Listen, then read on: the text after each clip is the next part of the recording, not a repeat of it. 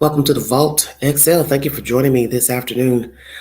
This is a three-part live pertaining to Joran van der Sloot. He has admitted to murdering Natalee Holloway. He gave a detailed statement in the court. I will play that said information via audio. The Frankes attended court a day ago pertaining to the welfare of the said remaining 4 children. And Rex Heuermann has been linked to 2 victims, and there are eyewitness statements that have come forward speaking to a lawyer pertaining to what they knew of about Mr. Rex Heuermann and said victims. 3-part live. Thank you for joining me. If you'd like to donate to this great network, $BeganJu 129 Cash App. Stickers and chats are always welcome during the live stream. The link will be dropped for this said commentary. Join me later tonight for an in-depth discussion pertaining to Jada Pinkett Smith. I do believe it's time that she stops talking. She talks too much. And a lot of people feel like she is wanting attention, that there's something wrong with her mentally. Maybe she is a fame whore.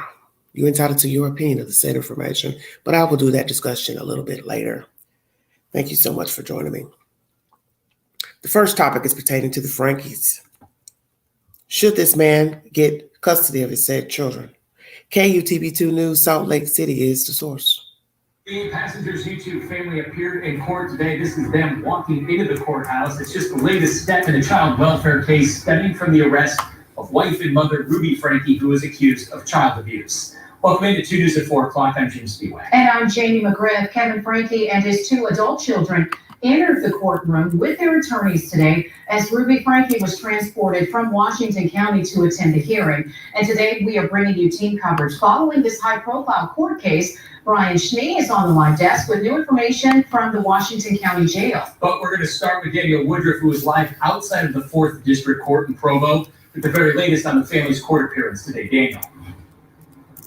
Yeah, the Frankes were inside this courthouse for about 2 hours this morning. Our cameras were rolling when Kevin Franke, his 2 adult children, and their attorneys arrived here, and then when they left. They declined to comment as they walked by. Ruby Franke and her business partner, Jody Hildebrand, were arrested August 31st in southern Utah and charged with child abuse, which has spawned this child welfare case. Ruby has been in custody since then. She attended prior hearings in this case remotely, but this time she was transported from Washington County here to Utah County to attend in person. Now, we don't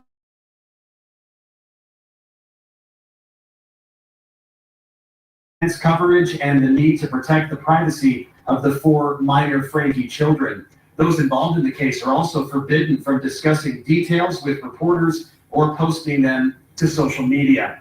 So that's what happened here today in Provo. Meanwhile, down in southern Utah, that child abuse case against Ruby Franke and her business partner, Jody Hildebrand, continues to proceed. We're just waiting for another hearing to be set there by a judge, which could happen anytime.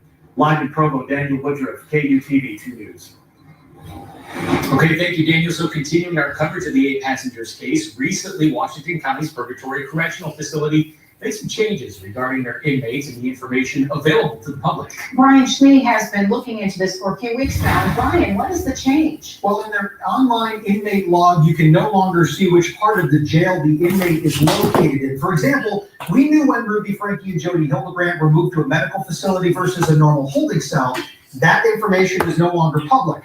In early October, the Washington County Sheriff's Office website was down for a few days. When it came back online, the information regarding inmates changed. According to the Sheriff's Office, who declined to do an interview with us on this, they were already looking into this page on their website before Franke and Hildebrand were in the jail. However, it expedited once the information was shared on some YouTube channels that exposed how vulnerable this information could leave the facility. Overall, they say this information was previously available and was a significant security issue for the inmates and the facility as a whole. On the live desk, Brian Schnee. All right. Salt Lake City 2 News is the source. Let's recap what was said. Naturally, when you're dealing with children in the state Department of Human Services, CPS, whatever name you like to use, The information is private because they do not want children's names being revealed. But because the mother had her children in the public eye, people already knew their names. No one is supposed to talk pertaining to this case. Anyone, entities trying to get the children, I guess, eyewitness testimonies, they cannot speak to the public or social media. And I would expect that the judge would render that decision. YouTube. Well, it's because of a YouTuber putting certain information out on their network. It's why the judge has spoken this commentary in court of personal information pertaining to inmates, where they're housed. They do not want, they feel like it's, I guess, a violation of their rights, security purposes pertaining to the inmates. And whoever this YouTuber is has released things on their website, their podcast, whatever, of things that obviously the judge is not in agreement with pertaining to the case, personal information about the children, files, so on and so forth. I have not done any digging, and I'm not going to. I'm just repeating the information. Who will get the kids? Is the father getting along with Sherry? Does Sherry have all of the children? Where do the children want to go? I do believe he's still downplaying the theft situation of the house. Made a big deal about that. Caught on camera speaking about it with an officer. So you really can't downplay it anymore because it actually happened. But your lawyer continues to act as if you did not want to press charges against your own daughter. We know that you and your daughter weren't speaking allegedly because you were told not to talk to her. Very weird dynamic here. Where do the children want to go? Who do they want to be with? We also learned that they have separate attorneys, Sherry and the father. You saw him walking in looking like some cool dude out of a magazine photo shoot video, which is very strange, wearing his shades. I don't think he really is aware of how serious this situation is pertaining to the children and the allegations against Ruby and Jody. Something about him is not right. And a lot of people are saying this. And a few people in the commentary below videos are saying he should not get the children. Of course he shouldn't. If you go a whole year without seeing your children, there's nothing wrong with you. You're not mentally incapacitated. You're not disabled. You weren't stranded on an island. You weren't in a hospital on a ventilator. You can't explain logically why you would not have any contact with your children. You can't even go in a courtroom and say to a judge, even the craziest of judges, why you didn't have contact with your children. And I wonder if he's already said to a judge why he didn't, because I'm sure a judge would ask, well, sir, where have you been and why haven't you had contact? What would his answer be? He's going to blame Jody Hildebrandt. How's that going to work? Oh, I didn't see my children because she told me not to. She thought this was the best remedy to salvage my marriage. Okay, sir, well, did you talk to your wife? No, I didn't talk to her either. Well, sir, what is your problem? He doesn't deserve the children, point blank. And his mindset shows you that there's something wrong with him, that possibly he is no different than Ruby Franke. Anybody that would try to press charges against their own child for taking things out of the house, what do you care about what she took? Who cares? I don't think anybody in their right mind gives a damn about what that girl took out of that house, considering the circumstances.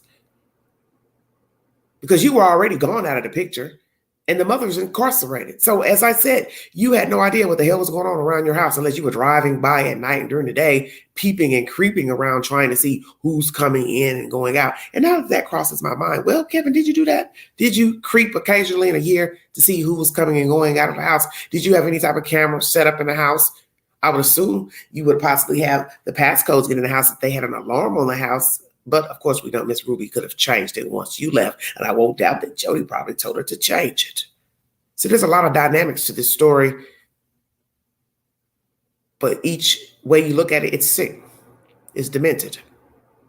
And you are part of the abuse because you all were abusing the kids even before YouTube took the channel down. And YouTube only took it down because the woman got arrested. Other than that, it was still up and running. So everybody's a party to the nonsense. And anybody posting personal information that could be detrimental to the children, you're wrong for doing that as well. See, everybody is all about the likes and the views. We've learned this with Facebook, TikTok, IG, YouTube. It's all about the likes and the views. But in the end, it shows that there's something mentally wrong with you when that's all you're about. And I don't think there's anything right with Mr. Kevin. I think he's a coward. I think he's negligent. I think he was abusive also to the children because he rode the ride with his wife in the beginning. So that's all that matters to me. He doesn't give a damn about anything.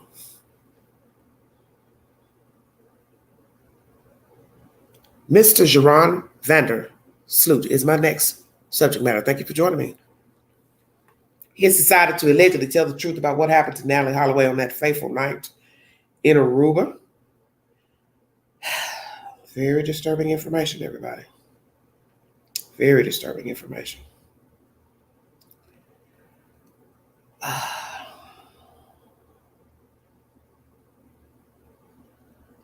This is bad. Okay. I want to hear from the mother first before I go into what he said. Hold on one second. I've got so many things to play for you all. And I'm also going to give you some updates to some polls.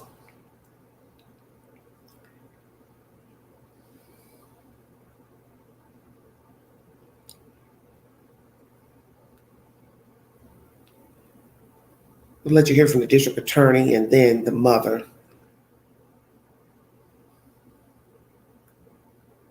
You are watching WBTM 13 News at midday. I'm Sarah Killian along Carla Wade. We have been following that breaking news all morning. Joran Sloot has pleaded guilty to extortion and wire fraud. As part of that plea agreement, he has confessed to killing Natalee Holloway and disposing of her body. So many details released in court today, and we have been following every minute of it. And we just learned that we have a copy of that confession that Joran Sloot, the full text of that copy. We're going to go out to John Papke, who was in the courtroom this morning. I see him on his phone. He's probably getting it at about the same time that we did, pouring through the details of that confession. John. Yeah, I just sent that out to everybody. It was filed as an attachment to the sentencing memorandum by the U.S. Attorney's Office. They said they would be filing this today, and basically it's a transcript of the FBI interview with Sloot about what happened to Natalee Holloway in May of 2005. Basically, after he tried to advance on her sexually, that according to his transcript, she basically kneed him in the private area. That is when he kicked her in the face, and I'll read down here, basically extremely hard. She was laying down, unconscious, possibly even dead, he said, but definitely unconscious. And then I see right next to her, there's a huge cinder block laying on the beach. And then the investigator said, when you say cinder block, I'm looking at the walls of this place. Is it like those? And he said, the exact same cinder blocks. I see a huge cinder. I was not trying to play that just yet. I was trying to find where the mother was speaking. I wanted to have her speak first before we go into the ugly details of what he allegedly did to the young lady. Sorry about that.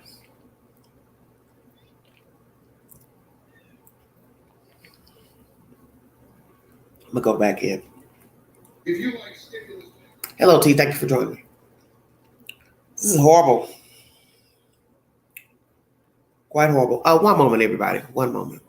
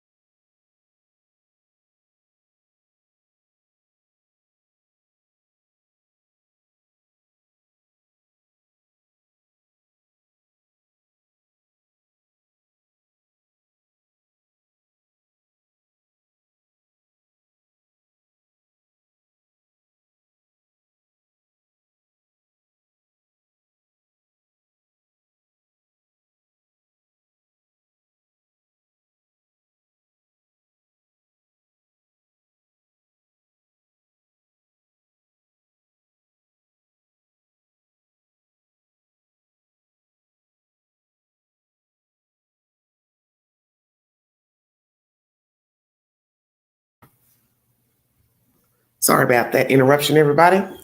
Let's get back to the commentary. Thank you for joining me, everybody. Busy, busy, busy. All right, let me cue this information up. I want you all to hear from the district attorney and then the mother.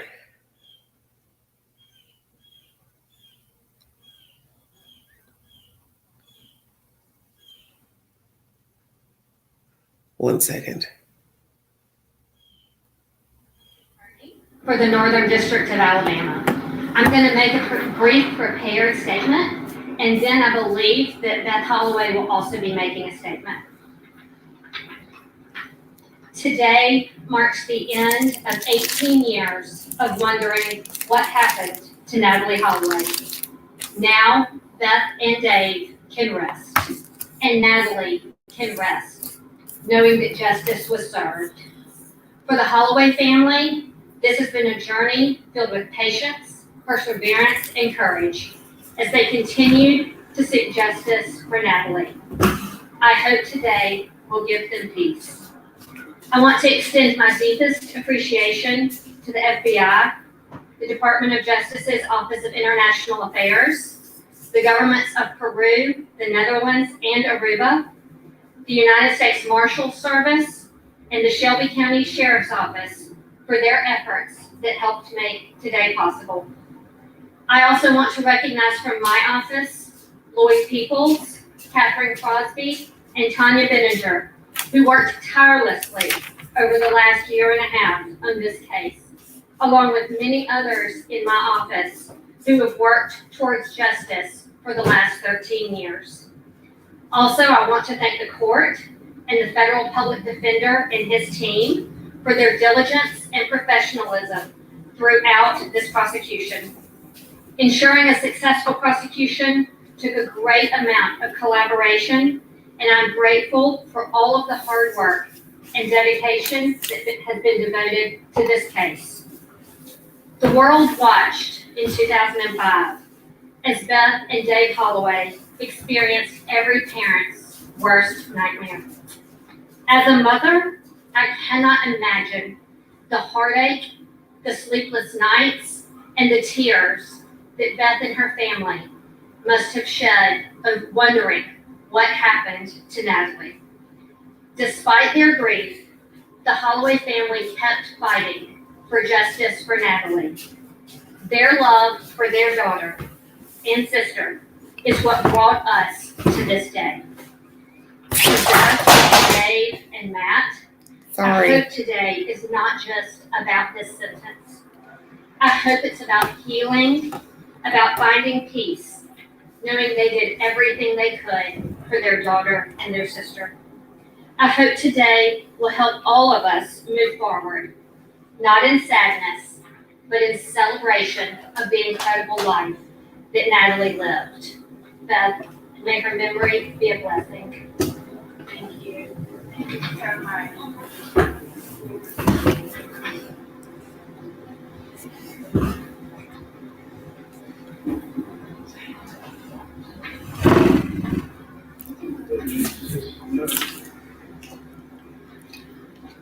Well, today I can tell you with certainty that after 18 years, Natalee's case is solved.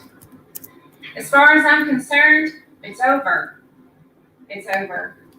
Joran is no longer the suspect in my daughter's murder. He is the killer.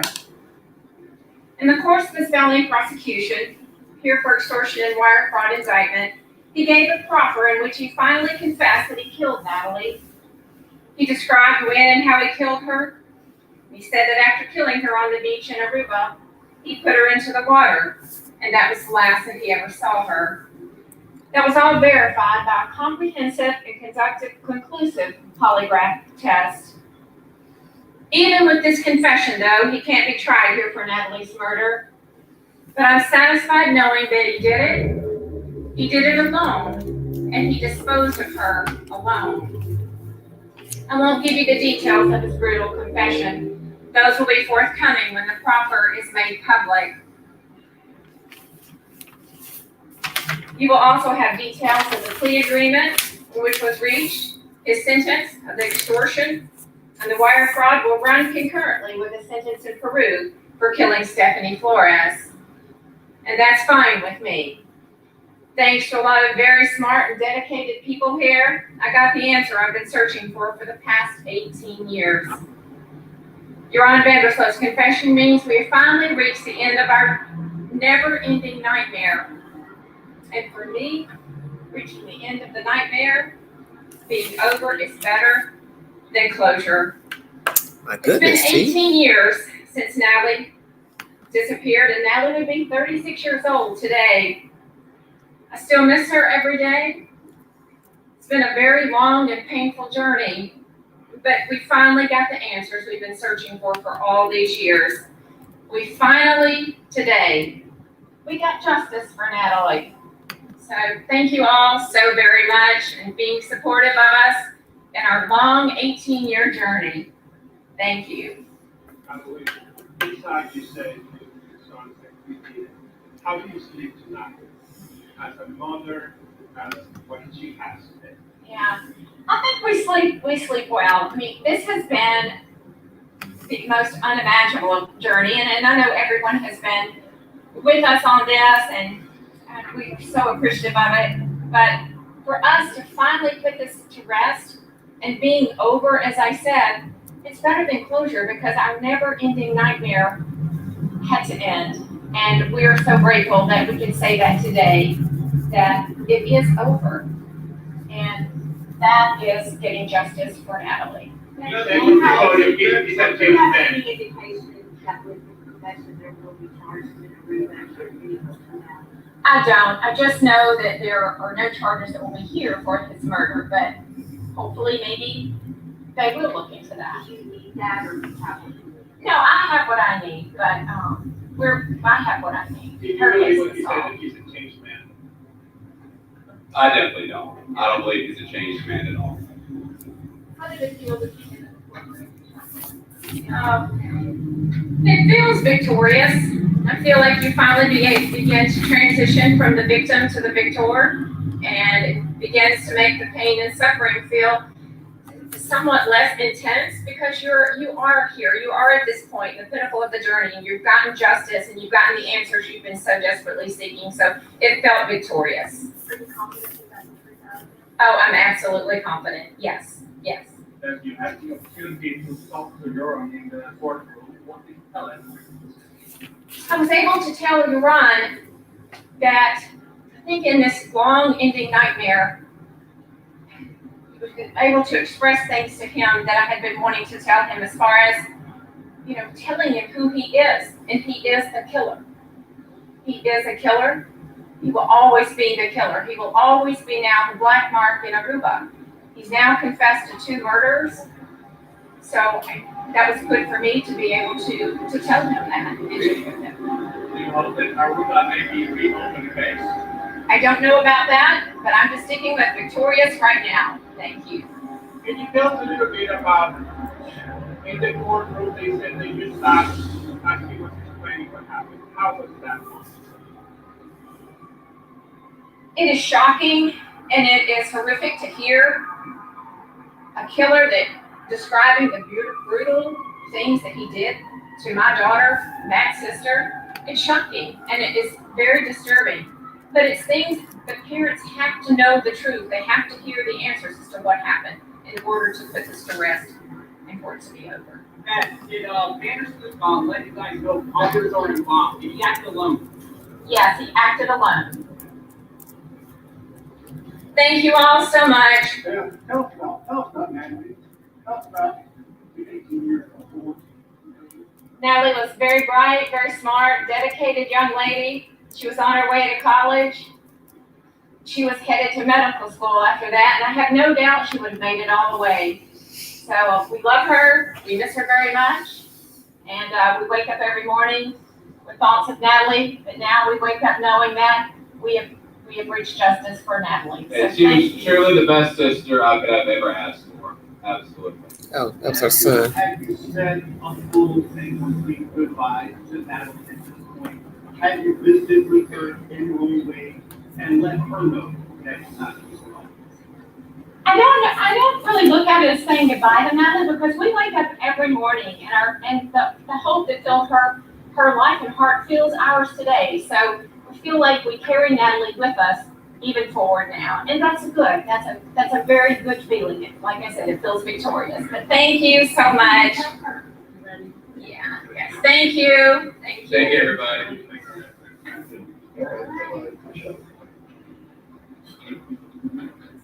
All right, you are watching WBTN 13 News at midday. We are following some breaking news at this hour a day in court that I think a lot of people in this community thought that they might never see. Joran Sloot pleading guilty to those wire fraud and extortion charges. We were just hearing from Natalee Holloway's mother, Beth Holloway. Wow, when she said, as far as I'm concerned, it's over. He is no longer the suspect. He is the killer. I felt that. I don't know. And for her to say this is better than closure for her. She's gone from being the victim to the victor. Very powerful statement from Beth. Yeah, a lot of things to unpack from what happened today in court. We also heard from the U.S. attorneys. We have Brett Bloomston, who was in the studio with us today. He has more than 27 years of experience. I'm going to cut it right there so I can move my content along, because the Rex Heuermann content is a bit winded of a press conference. You hear at first a little brutal details that I had to cut off because I want to play it verbatim in the next content. But she feels victorious, Beth. She has what she needs. For those of you who didn't know, someone put it in the chat and I had to verify it. Ruba has a statute of limitations, which is 12 years. Naturally, we're past the 12-year mark. This young lady, if alive, she'll be 36 years of age. This has been 18 years since the crime occurred. You hear her brother speaking. He was asked by a reporter, do you feel like Vander Sloot has changed? And he says, no, I do not. Has he changed? Has he changed? Because this was a violent act. Because I will play it verbatim from another network, what he actually did to Miss Holloway. They're in the state of Alabama giving this press conference, and naturally the crime did not take place on American soil. So I don't know the logistics of everything, but naturally one would say they couldn't file charges for murder, even though I've asked that question in my post, because it didn't take place here. It took place in Aruba. That is where she actually was, and that was the actual place of the death, murder of Miss Holloway. So it would be up to Aruba to file charges. The sentences are running concurrently. You will hear that word mentioned a lot pertaining to this case and others, concurrent and consecutive. I had to even Google the definitions just to make sure I knew what the hell was I'm reading. But nonetheless, concurrent. He will be shipped back to Peru to finish out his 28-year sentence for the murder of Miss Flores. And then back here, I'm assuming, for the extortion sentence, which I don't agree with all this shipping back and forth. I just don't. Will he do the entire 28 years there? You have to ask that question as well. Okay? Will he do the entire 28? Because he's still a young man. You know, he's near late 30s. So will he do the entire time in Peru? That's what I'd like to know. The proffer plea. Why did he take it? Why did he admit to murdering this young lady? He didn't have to say anything, actually. You will hear that he, out of his own mouth, that he's allegedly changed, found Jesus Christ. But has he found Jesus, and is he remorseful for Natalee's murder and Miss Flores' murder? Why did he kill both? Why did he kill one, then go another country, kill another young lady? Did he kill the second young lady because he got away with the first murder of Miss Holloway? I can do this because I've done it already. Was he violent beforehand, before killing Natalee? Is there anyone who can attest to this man being violent towards them, female or male?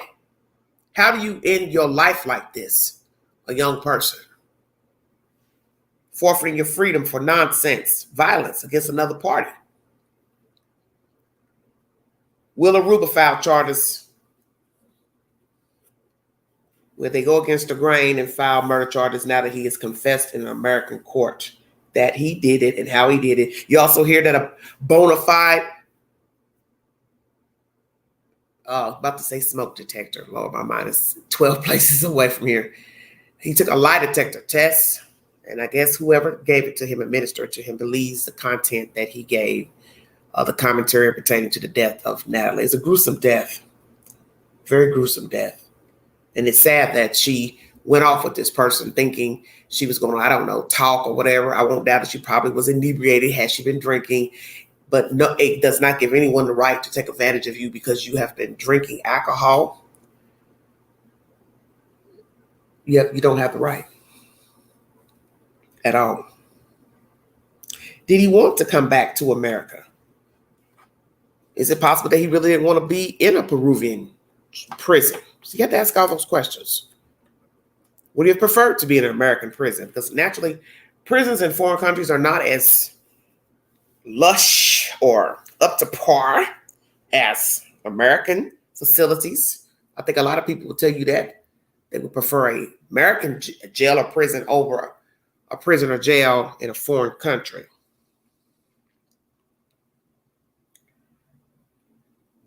He's admitted to the fraud, trying to extort money from Miss Beth. And it's just sad that it took this long. 18 years is a long time to bring anyone to justice for murder. Even a few years getting him to justice just on extortion charges. But the gist of the story is that this other country decided to extradite him. So that helped quite a bit in getting justice for this young lady, is that this country decided to send him back over here. So this proffer plea could be signed and sealed and then get a statement from Mr. Vandersloot. Has justice been served pertaining to this crime here? I'm going to read you some polls pertaining to this crime. Feel free to mosey on over and take those polls. Thank you so much for joining me.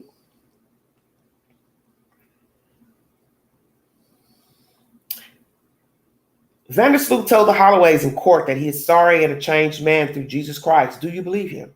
2% said yes, 96% said no, 2% said not sure. Wow. I also asked you all, why did the DA offer Vandersloot a proffer plea but no murder charges? Was the plea to get him to confess to murder, to put an end to wandering and only be charged with extortion? Nobody replied.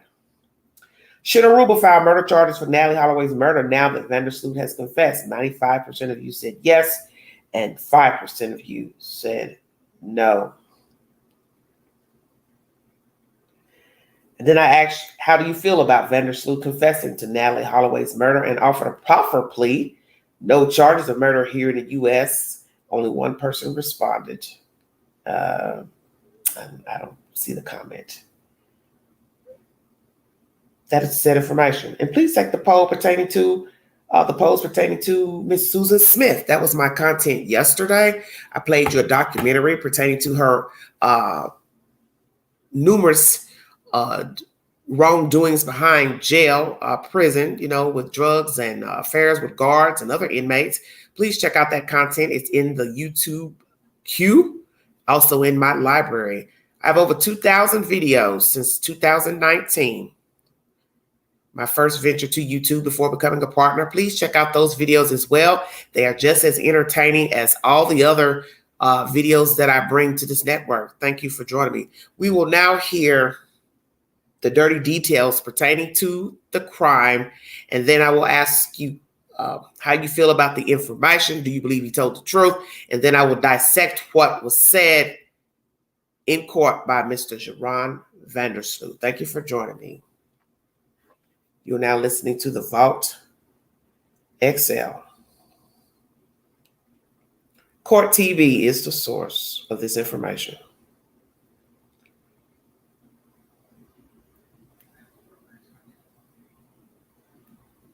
According to Chanley, he says he bludgeoned her to death. Part of the deal here for this guilty conviction and part of the plea deal set forth for Mr. Vandersloot was that he would stay with the, he would tell the family basically what happened, because they had been waiting for decades to find out what exactly happened to their daughter, Natalee. She went on a senior trip in Aruba and never found out to what happened. They knew he was likely the person. He denied it for years. But now some closure, one would hope, for Beth Holloway. According to her attorney, they were part of this scenario where she got to listen real time to his confession. So Beth Holloway was there listening to him. And in court today, Joran says he bludgeoned Natalee to death after she refused his sexual advances.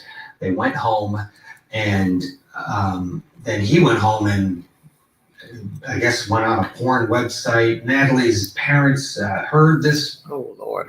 Again, as it was happening. The bottom line is the plea agreement was 24 months in prison to be served in Peru. It's going to run concurrent with his current term, which ends in 22 years. And then after release, he'll have 3 years supervised. It'll be a supervised release scenario. And there's Beth Holloway. Wait, let me hear that again. Hold on. The person, he denied it for years. What are they saying? But now some closure, one would hope, for Beth Holloway. According to her attorney, they were part of this scenario where she got to listen real time to his confession. So Beth Holloway was there listening to him. And in court today, Joran says he bludgeoned Natalee to death after she refused his sexual advances. It's crazy. They went home, and then he went home and I guess went on a porn website. Natalee's parents heard this, again, as it was happening. The bottom line is the plea agreement was 24 months in prison to be served in Peru. It's going to run concurrent with his current term, which ends in 22 years. And then after release, he'll have 3 years supervised. It'll be a supervised release scenario. And there's Beth Holloway. We're, again, expecting to hear from her momentarily at press conference. He also has to pay $25,000 in restitution. But one would have to think this was all about her, Beth Holloway, and her unwillingness to give up in terms of getting answers. Let me stop here because I've got to say something. This is ridiculous. That's why I had to Google consecutive and concurrent, because I keep hearing this a lot with these trials. He's going to get shipped back to Peru, and he's going to get tacked on the 28-year sentence, 24 months there, obviously. Hope I'm saying this correctly. Once released from prison altogether, all the years done, 3 years supervised probation. Do they even have supervised probation over there in Peru? I don't know. I'm assuming all this was checked and verified before this, before he even got over here, extradited back over here, paperwork signed, because that's what a proffer plea is. You're getting something in exchange. Everybody's getting something out the deal when you're dealing with a proffer plea. So my problem is this, because she feels confident about everything she's heard in court, his version, justice. Where I have the problem is he's not doing any time here. He ain't doing no time in Aruba. See, that's where I have the problem. Because see, America, we don't have no jurisdiction over there as far as I know with Aruba. So everything lies with that country. Well, we're past the statute of limitations with that country. So this is a problem because Peru is way over there. Out of sight, out of mind. We don't know what the hell's going on over there. So we got to pray he does all the 28 plus the 2 years for the extortion of Beth Holloway. $25,000 restitution. Naturally, that's for the theft, the alleged trying to steal the money. But he still ain't getting no time for killing her. That's where I have the problem. Because once again, everything is banking on Peru. Because what'll be a shame is if we look up one day and we find out he ain't in that jail no more. He ain't in the prison no more. And how you going to make him pay the money? You now got to go find him and see why you haven't got your $25,000 payment or a partial payment from him once released from over there. Because he still will be maybe somewhat viable less than 28 years from now. Because we got to count how many years he's already been over there. He's still young, not even 40. I don't know. I just have a problem with that. I have a major problem with this Peru business. The porn site. This shows you maybe he was a sex addict. Was he a sex addict at such a young age? Who murdered somebody, beat him to death, walk him in the water? That's strange to me, because that leads me to believe she was still alive. And then drown him in the water. I'm surprised she didn't float back. All this is strange to me, because I thought maybe he had a boat, had access to a boat and took her out somewhere in the water and dumped her. That's the reason why maybe she would have floated back, because that's an ocean. It's way bigger than a lake, a pond, a quarry. All that's strange to me. She didn't float back up near a bank, beach.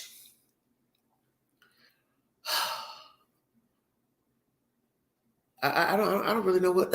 I'm just, this information is baffling to me. But going home to watch the porn site, he actually tells this in a deposition.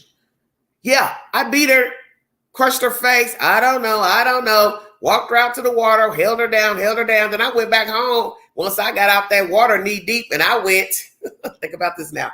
I went and got on a porn site. So basically he's telling himself that he has a, sex addiction? He had a sex problem, probably still do.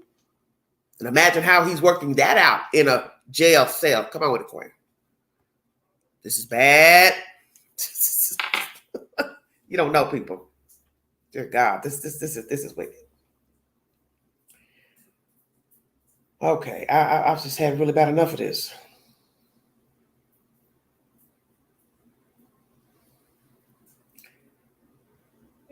Let's hear what happened to this young lady.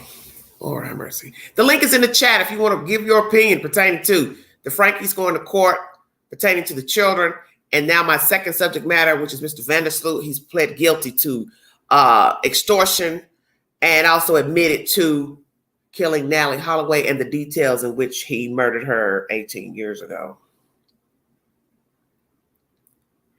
We were, Natalee Painter reported that we were going to get the transcript of that interview. The confession from Joran Vandersloot, we're just getting it now. The prosecutors have released it.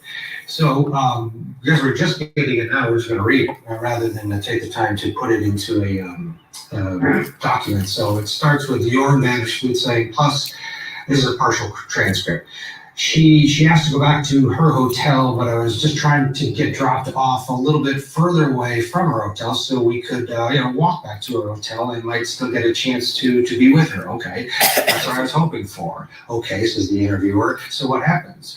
Vandersloot, and Deepak drops me off at another place and a little right of the Marriott Hotel known as the Fisherman's Huts. This is a place not so far from, the next hotel is the Marriott. The next hotel after that, another one is another Marriott, which is timeshare, and then the Holiday Inn, and we walk along the beach. All right, they get out. Come on now, what happens? Well, they leave, talking about his two friends, Deepak and Satish. They leave until they go back to the room. I assume they go back to the room. And then they get to their car and they leave. And actually, I'm with her, with Natalee, walking on the beach, and I find a space to get to before we get to the Marriott, where I lay her down. We lay down together in the sand, and we start kissing each other. I start to get her to kiss me again, and we start kissing each other, and I start feeling her up, and she tells me no. She tells me she doesn't want me to feel her up. I insist. I keep feeling her up either way, and she knees me. She ends up kneeing me in the crotch. When she knees me in the crotch, I get up on the beach and I kick her extremely hard in the face. She's laying there, unconscious, possibly even dead, but definitely unconscious. Let me hear that again. And she knees me. She ends up kneeing me in the crotch. When she knees me in the crotch, I get up on the beach and I kick her extremely hard in the face. Wow. She's laying there, unconscious, possibly even dead, but definitely unconscious. And I see her right next to her. There's a huge cinder block laying on the beach. You say cinder blocks, says the interviewer. I'm looking at the walls like these. He points to the walls. Exactly the same, says Vandersloot. I see a huge cinder block laying on the beach, and I take this and I smash her head with it completely. Yes, smash her face basically, until it collapses in. Even though it's dark, I can see her face is collapsed in. Afterwards, I don't exactly know. I'm scared. I don't know what to do. I decide to take her and I put her into the ocean. So I grab her, pull her, walk her into the ocean, push her off. I wake up, my knees in the ocean, and push her as far as I can, or push her off into the ocean, into the sea. And then I get out and I walk home. Wow. Yeah. There it is. Yeah, we brought a copy in, so we're able to see this transcript. Obviously, Beth Holloway was able to hear that, and during her news conference after, she did comments saying that it's shocking to hear the details, but parents have to hear the truth. And then she went on to talk about her daughter, how she was bright, young, dedicated woman, and that she was headed to medical school. And no doubt, did she ever have any doubt that she would complete medical school and go on to be a successful young woman. Michael, what are your thoughts? Ted read you the transcript. What are your thoughts for that? My heart breaks. When I got married, my wife and I took a vacation to Aruba. Beautiful country, beautiful people. They take a lot of pride in how clean their country is and how low the crime rate is, right? So just imagine these parents, they sent their daughter went to Aruba and then she didn't come back. And now we find out this animal came from another country and he basically, one of the very few crimes committed that year in that country was committed by him against their daughter. And when Ted read the transcripts, it was chilling. But I mean, it's really sad. So how much of it, I believe it, because the prosecutors and the detectives and the investigators in our country spent decades extracting that. And this guy told the truth. He made a deal. He told the truth. I would have closure. If I were her parents, I would have some semblance of closure. It's no less sad though.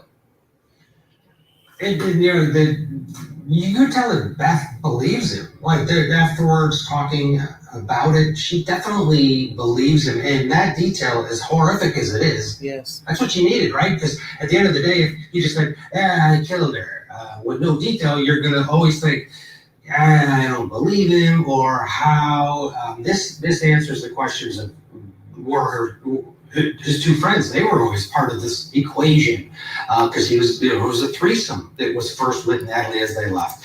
He talks about how they left. There was this version of the story that his dad helped him dispose of her body. Well, that now has been put to rest. So, Michael, that detail, as hard as it is, was, to your point, what they needed, the Holloways. Yeah. And by the way, if a person steps back and thinks about it, the girl was clearly murdered. Whether it's from him or somebody, she was clearly murdered. She went to this country, a country with very low crime. She didn't come back, right? It makes sense that she didn't just move there and change her name and disappear, right? Everybody knows that she was murdered. Something very, very sinister happened to this girl while she was on vacation. And now this actually fills in the piece. And, if someone were asking me, it's either Vandersloot or somebody just like Vandersloot. That is the way her life ended. Aruba's a small country. It's pretty much all beach. It's a thin country. It's all beach. And so the thought that she died on a beach, right, with a strange person who was a villain, a criminal, a monster, it makes sense. Even before they found Vandersloot, even before he was part of the lexicon, pretty much everybody knew that she reached that sort of a demise by somebody like Vandersloot. So how many of us were shocked when Vandersloot popped up last June in Alabama? Not many. We pretty much looked at him and said, that's kind of what we thought happened, right? People believed it was a foreign person in Aruba who did it before Vandersloot was found. Because again, Aruba is a country with very little crime, clean water, great people, great food. And they rave about how clean their water is and how how much low crime they have. And I've been there. I took a long vacation. Those people, nobody believed that a national Arubian person did this. And this Vandersloot just confirms the hunches of many observers. Yeah, definitely. And when you talk about Aruba, I mean, this story's been going on for nearly 20 years. And, you know, when you talk about even just travel with your family, it's always tainted my view of Aruba, knowing that something like this happened here. And Michael, I appreciate what you have to say about Aruba. It's a beautiful place. I have never been there, but just such a tragic thing to have happened there. And when we talk about Beth Holloway today, when she said, this is better than closure, it is over. And that is getting justice for Natalee. Again, I just am so happy for that family, for those of us who have watched this case for the last nearly 20 years. Michael, just want to get some closing thoughts from you on this. Yeah, my heart breaks for the family, and what I say is, if it's closure for you, it's closure for me. If you, the family of Natalee Holloway, if you're satisfied, I'm satisfied. Anyone watching this is satisfied. You don't have to have a daughter who goes on vacation and doesn't come back for you to sympathize with the Holloways. Great people. They've been through a lot. 18-year journey, and it's over now. If you say that you've received closure, and if you say that this is over for you, we're all on board. Court TV is the source. Thank you so much for joining me. Okay, one moment, please.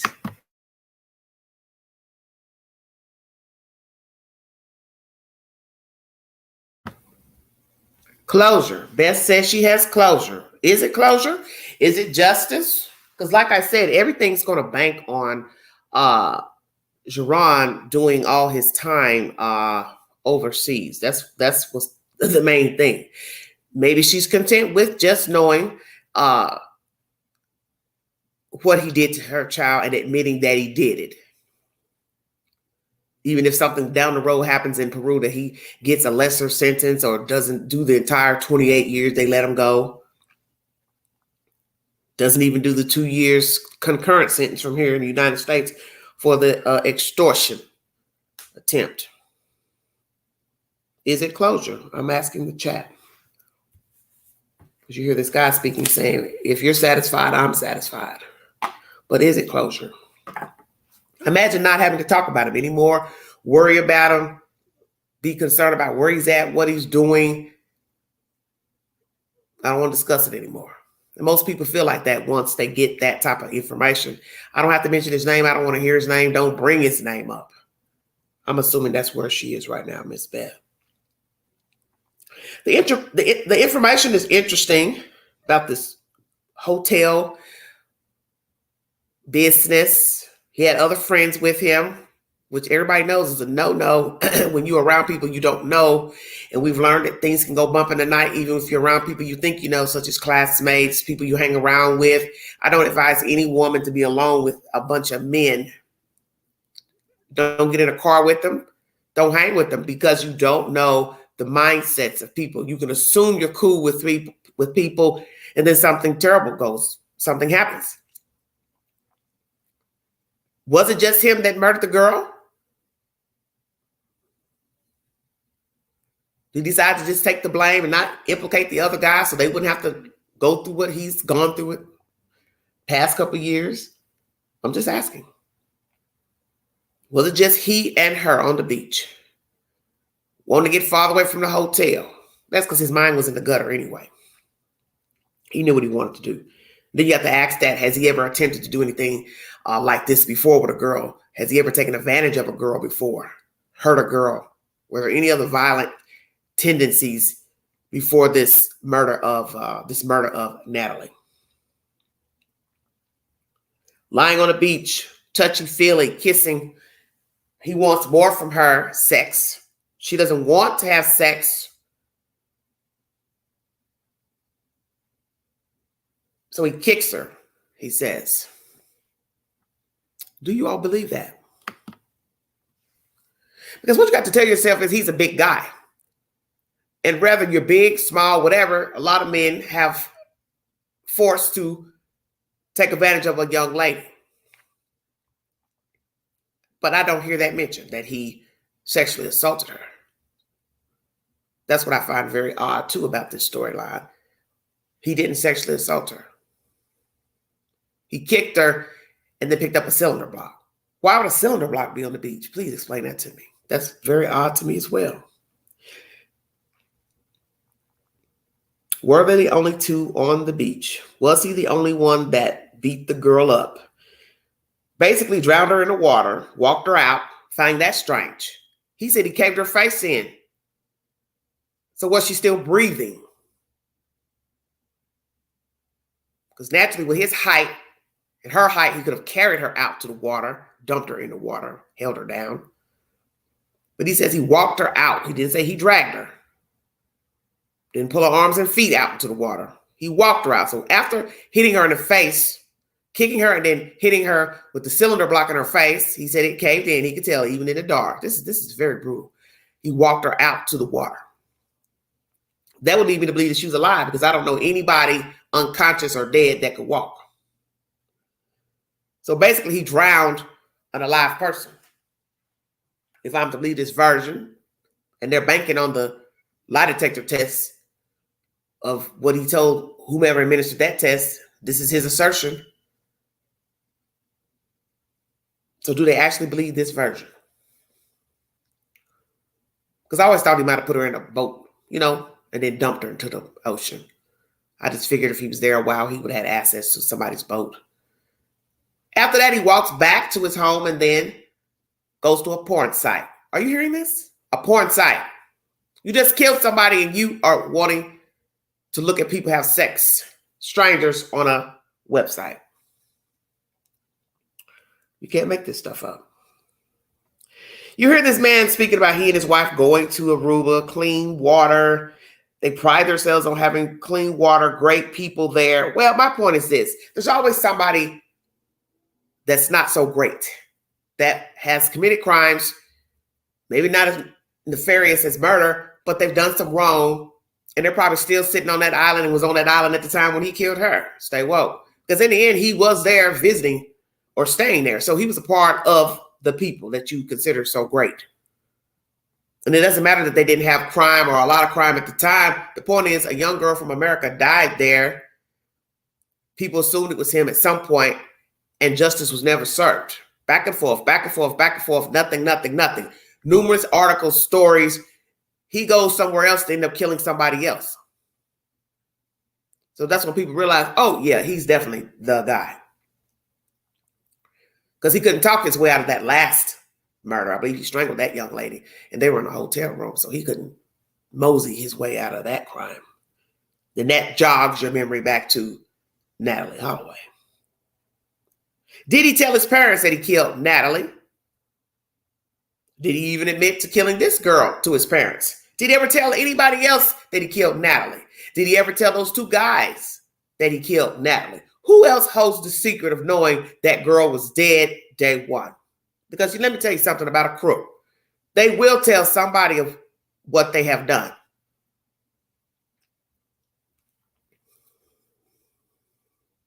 Yes, I said that same thing. You didn't take her out far enough, even at being almost 7 feet tall, for her not to wash ashore. We learned that with Lacey Peterson. And she was in a boat and dumped into the water. But you see what happened? She floated up and floated where she could be seen. And that's the first thing I thought. You would risk drowning yourself trying to walk way out in the middle of the ocean, because naturally you can't get to the middle of the ocean by foot. You'd have to be literally swimming to be in the middle. You'd have to be miles out to be what's considered middle of an ocean. So I'm stunned she didn't float back up.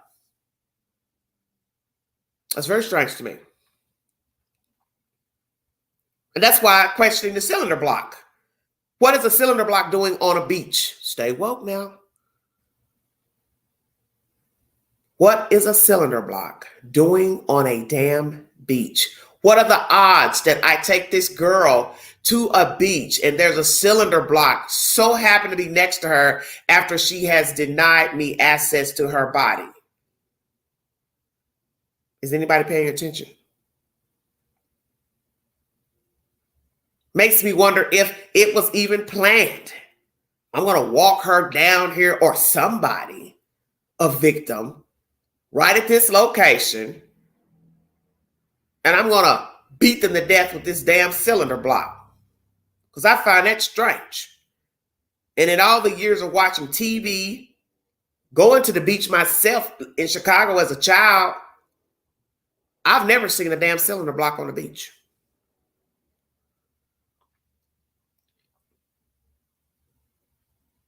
I would think that he did have a boat. That's the reason why her body never floated back up. We're going to ride far out, boom, drop her.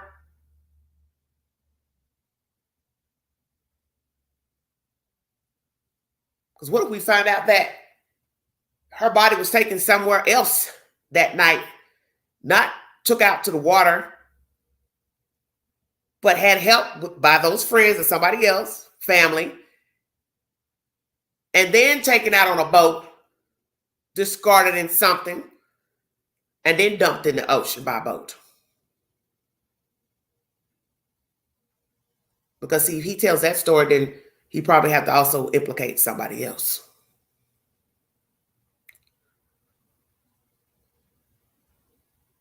Now, we know that anything's possible. That possibly he did walk knee deep out into the ocean and held her down. Maybe even took the cylinder block with him. Because what you have to ask yourself too about the cylinder blocks. This is why I always tell you to pay attention to the information now. What did you do with the cylinder block? Because it would be bloody and also have DNA, flesh on it, blood from beating this young lady. Stay woke now. Where is the cylinder block? What did he do with it?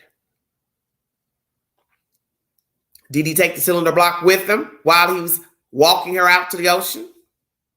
So now I'm holding a heavy cylinder block and a whole person to drown. So this is why I always tell you to pay attention to the information. And that in the end, you're dealing with a killer, a psycho. So do you really believe his version? See, one thing I've learned about people who confess, they'll give you what they want to give you. They don't got to give you every bit of the story and the details.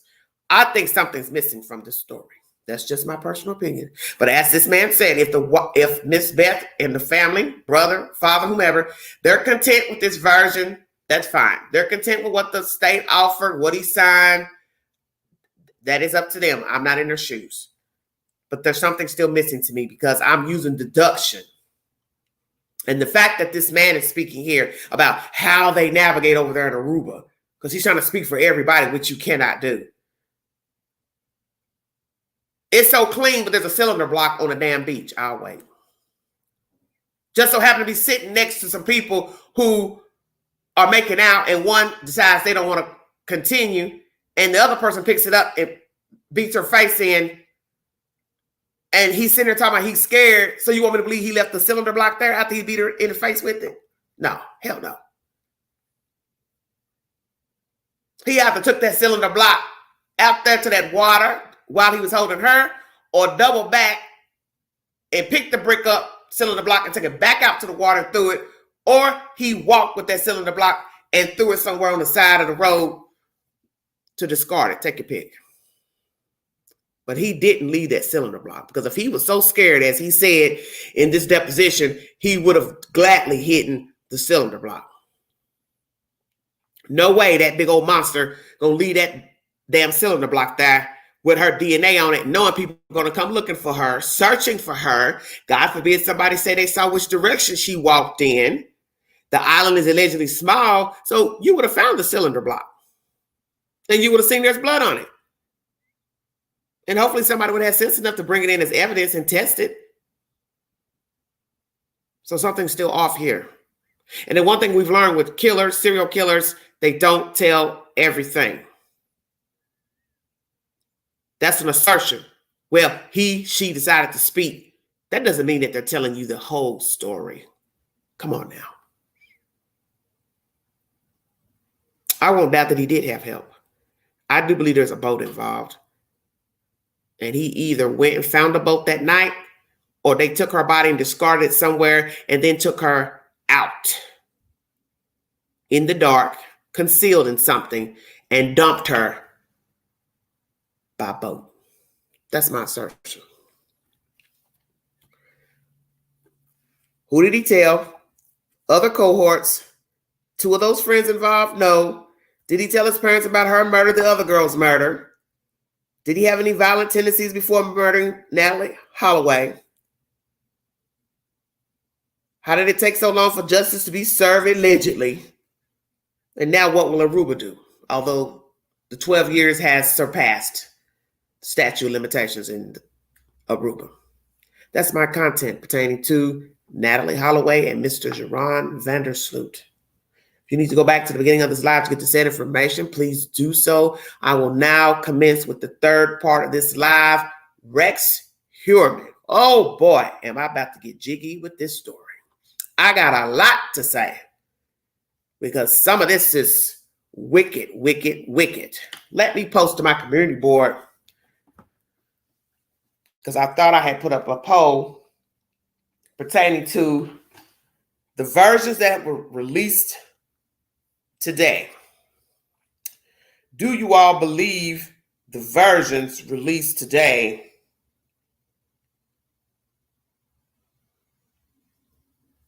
about interaction with Rex Heuermann? The link is in the chat if you'd like to come up on the panel and give your opinion pertaining to the three subject matters. This is a three-part live. The first part is live is pertaining to the Frankes. They attended court. Mr. Kevin and his daughter each had their own attorney. Everything's closed off because we're dealing with children. No one involved in the case is allowed to speak or talk to social media or the media. Private information pertaining to the jail and other pertinent information has been released to the public, and some YouTuber has posted it to their network, and the judge is not pleased. So he does not want this information getting out to the public pertaining to the hearings. And naturally, when you're dealing with children, those hearings are usually closed to the public. DHS does not give you information pertaining to documentation of anything unless you're dealing with a death. Then that's usually the only time that they talk. Thank you for joining me. I will now post this poll. Feel free to take it. I meant to do it a little while ago, but I get distracted very easily dealing with all this nonsense.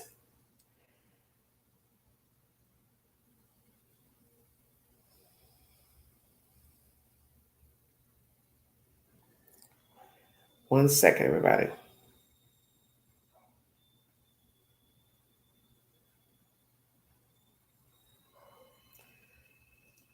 A lot of background noise.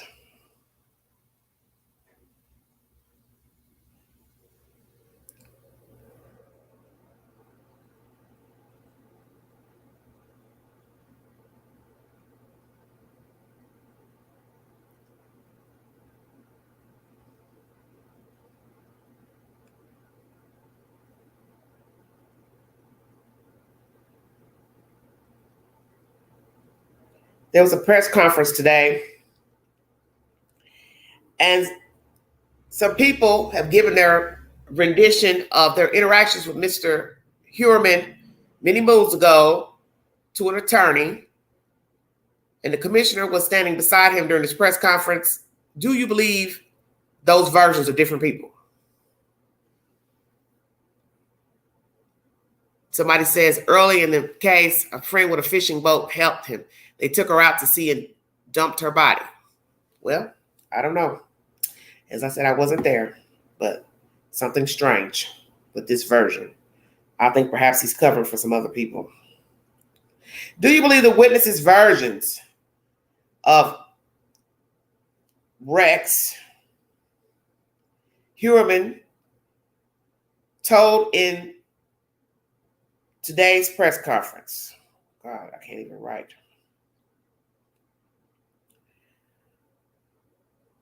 We will play that. You decide for yourself.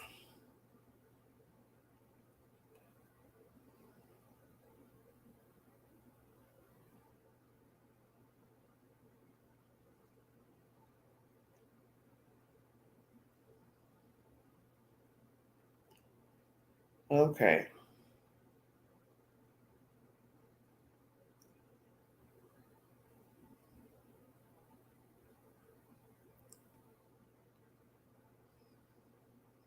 You have to be very specific when you do these polls. Okay, here's the question.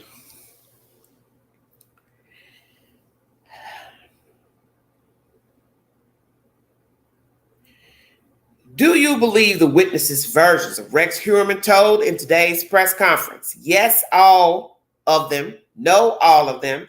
Some of them, or not sure. Please take the poll. Thank you for joining me. Let's hear what has been said. Oh, wow, this is a hot mess here, too. Pertaining to these versions of Rex Heuermann. 3-part live, everybody.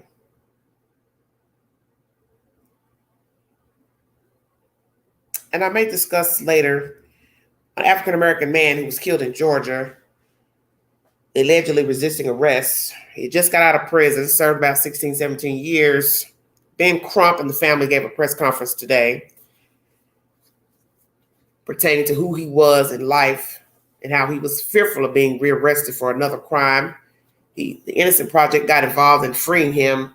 Now he is dead, shot by the police. Several officers were on the scene, but they have not given a reason, to my knowledge, of why they asked him to get out of the car. And naturally, I don't condone or agree with anybody fighting the police, running from the police. I always say comply. Whether you have done what they said you did or not, because things can go terribly awry, especially when you have a brown or dark skin color.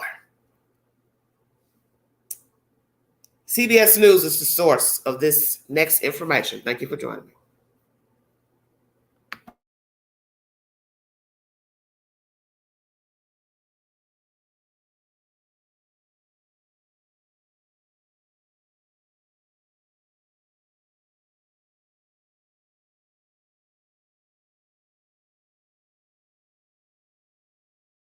I want you to be aware that here stands the commissioner, as you know, with me. And up until now, we have not made it known to the public that we have been working together on this case steadily since the time that I came to know Commissioner Harris a year ago, February. Up until that point, the police department was very resistant to receiving any kind of evidence or information from my office from what I was doing. That all changed significantly when Commissioner Harris stepped in and we began to collaborate. And we've collaborated ever since. That collaboration has had fruit. And that fruit, at least, are the witnesses I'm going to be talking about today, as well as other evidence and information which we have shared together and with the police department, and therefore with the task force. So it is true to say that our cooperation has given rise to more substantial, valuable evidence in the entire case of the Long Island serial killer. So with that in mind, I'm very pleased that Commissioner Harrison has seen fit to open his mind and to do what I'm suggesting has been done, contrary to all those who have come before him. And he's approaching this case in the right way. He's the right man for the job, and he's done his job well. As to the witnesses, as to the evidence, in no particular order of importance, because so much of it is important. I have stood as a beacon as a civilian beacon to the people who are involved in this case to come and talk when they didn't want to approach the police out of fear, out of apprehension, out of in some cases, a natural distaste for the police department because of the work these people were in. So they would then come to me and speak to me, and I would interview them, and we would then cooperate, them and the police department. And so with that in mind, the first two witnesses I'm going to talk about are, both of them are not Suffolk County residents. I should point out that we obtained from these two affidavits. Their names will go unmentioned, The names are blotted out of the affidavits, but the affidavits will be available to you right after the press conference. As to the first one I'll talk about, this is a witness who has every reason to have no bias, no interest in the case whatsoever. She was not a sex worker, is not a sex worker, and instead, back in the 90s, in the 1990s, she was what is known then and now as a swinger. She would have a sex partner, and they would go to certain sex clubs in New York City where they would switch partners with other people of like kind. One of the most important places that they would go was called La Trapeze on West 27th Street in New York, right near Rex Heuermann's office. And this was a notorious place for swapping, for switching partners. Sometimes several hundred people at a time would be involved in this place in its heyday. Its heyday was in the late 90s, right at the time that Karen Brigada is involved in this case. In this situation, this particular woman was dating a police officer from New York City who was in narcotics, a detective, and they would go to these switchy clubs, these swapping clubs. At a certain time, at or about Valentine's Day of 1996, I believe, the couple went to La Trapeze, and I think it was on the wall at La Trapeze where an advertisement was placed to go to a house in Massapequa Park for partying, for switching, for swapping. She went with her boyfriend out to Long Island, but before they went, her boyfriend picked up a woman in New York, in the city, who had apparently just gotten out of jail, and she was disheveled and hungry, and she was a sex worker. We don't know the details yet of how he came to know her, but he knew her. And she came in the car with the two of them. They went to Massapequa Park. Before they got there, they stopped at a gas station, and the girl who was with them expressed some apprehension about where they were going and why. That was all wiped out when it was pointed out that he's a police detective, so don't worry, no problem. They ended up going to Rex Heuermann's house. Wow. In the house was the wife of Rex Heuermann and Rex Heuermann and the other girl. The other girl who... Bingo card. The question I asked you months ago. Did the wife have any knowledge of what her husband was doing? As you heard her lawyer say in the beginning of this nonsense, she had no knowledge of what he was doing, but I knew something wasn't right only because of the DNA found on the victims, which links him to the victims. Stay woke now. The first thing I said was the hair of the wife on one or more of the victims could have gotten there only by two options. Her hair was on his clothes, shoes, transferred to the victims while being in their company, straddling them, beating them, whatever. Or number two, the victims were in their house. And where was she? Checkmate.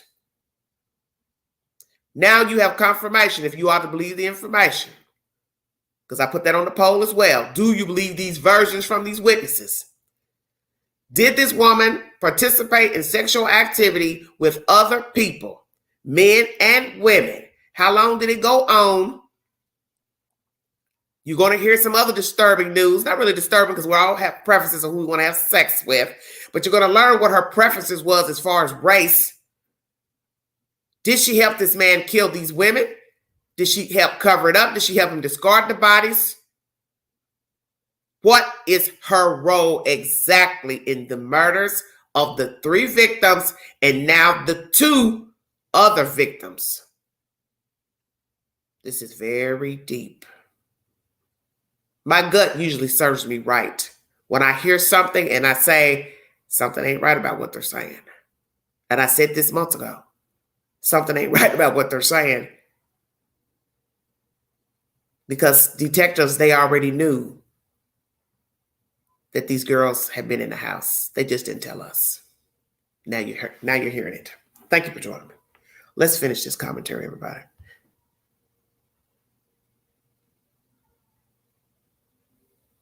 The girl who we believe to be Karen Burgott.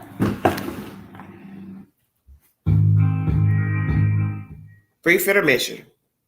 Karen and Shannon are the other two who now are being linked as victims of Rex Heuermann. You will now hear commentary of people who are going to put them in the vicinity, peripheral of Rex Heuermann. You're entitled to believe the information or not. But what you have to ask yourself is the obvious question. The information that you're now hearing in this press conference, why didn't one of these people both alert authorities of what they assumed happened or saw or heard dealing with these people and Mr. Rex Heuermann? Thank you all so much for joining me.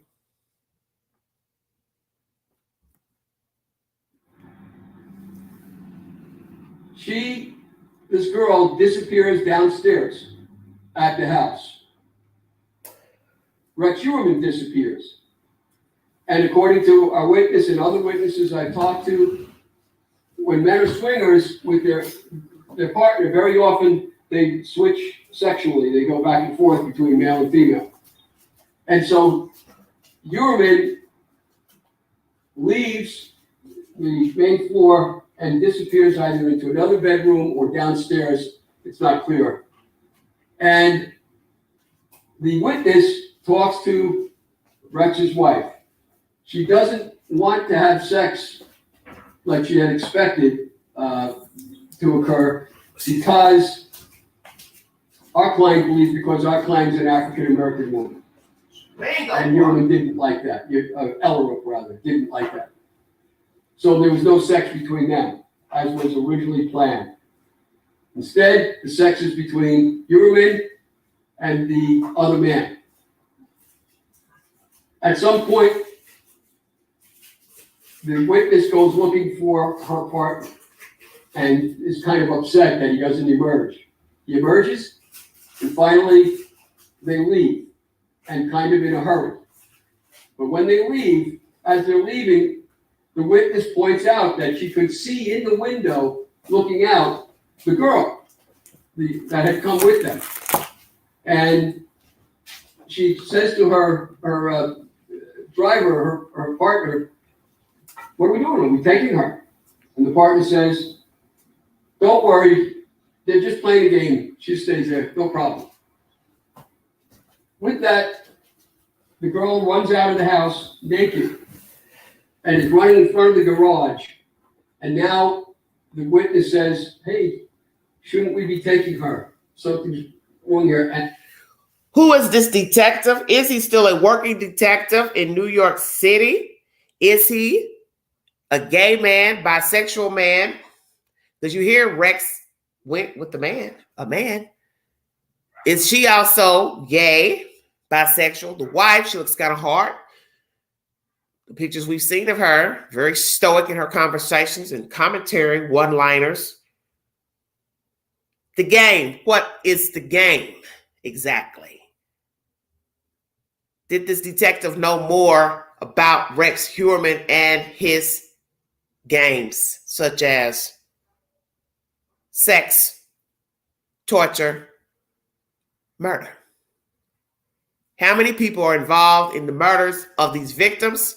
How many are still working in the police department, sheriff department, and also the chief at the time who was recently arrested?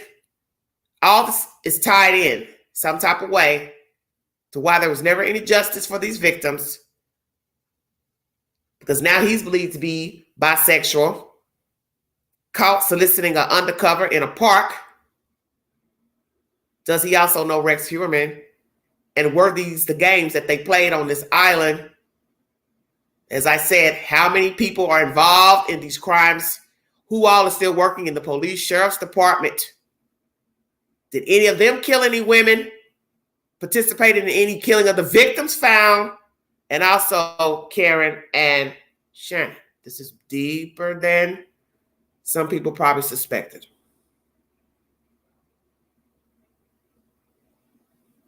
Shouldn't we be taking her? Something's wrong here. And the driver tells her, no, they're just playing a game, leave it. And they leave.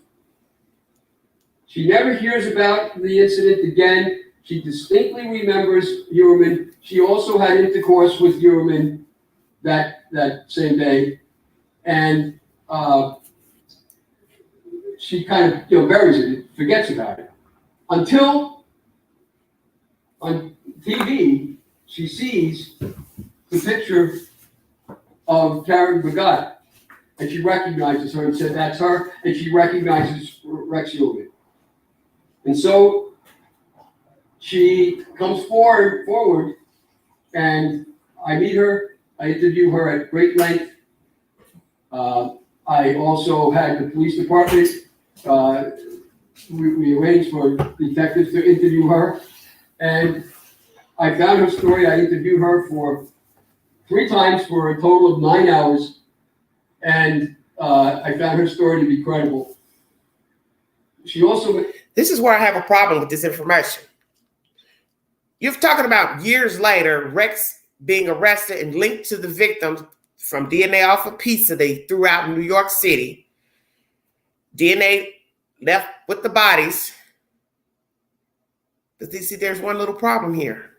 This lady is speaking, an African-American female. She's had sex with him. Her partners had sex with him, blah, blah, blah. These ladies' faces have been seen on TV before Rex was arrested. So why didn't she say, oh, that looks like the lady I saw that night.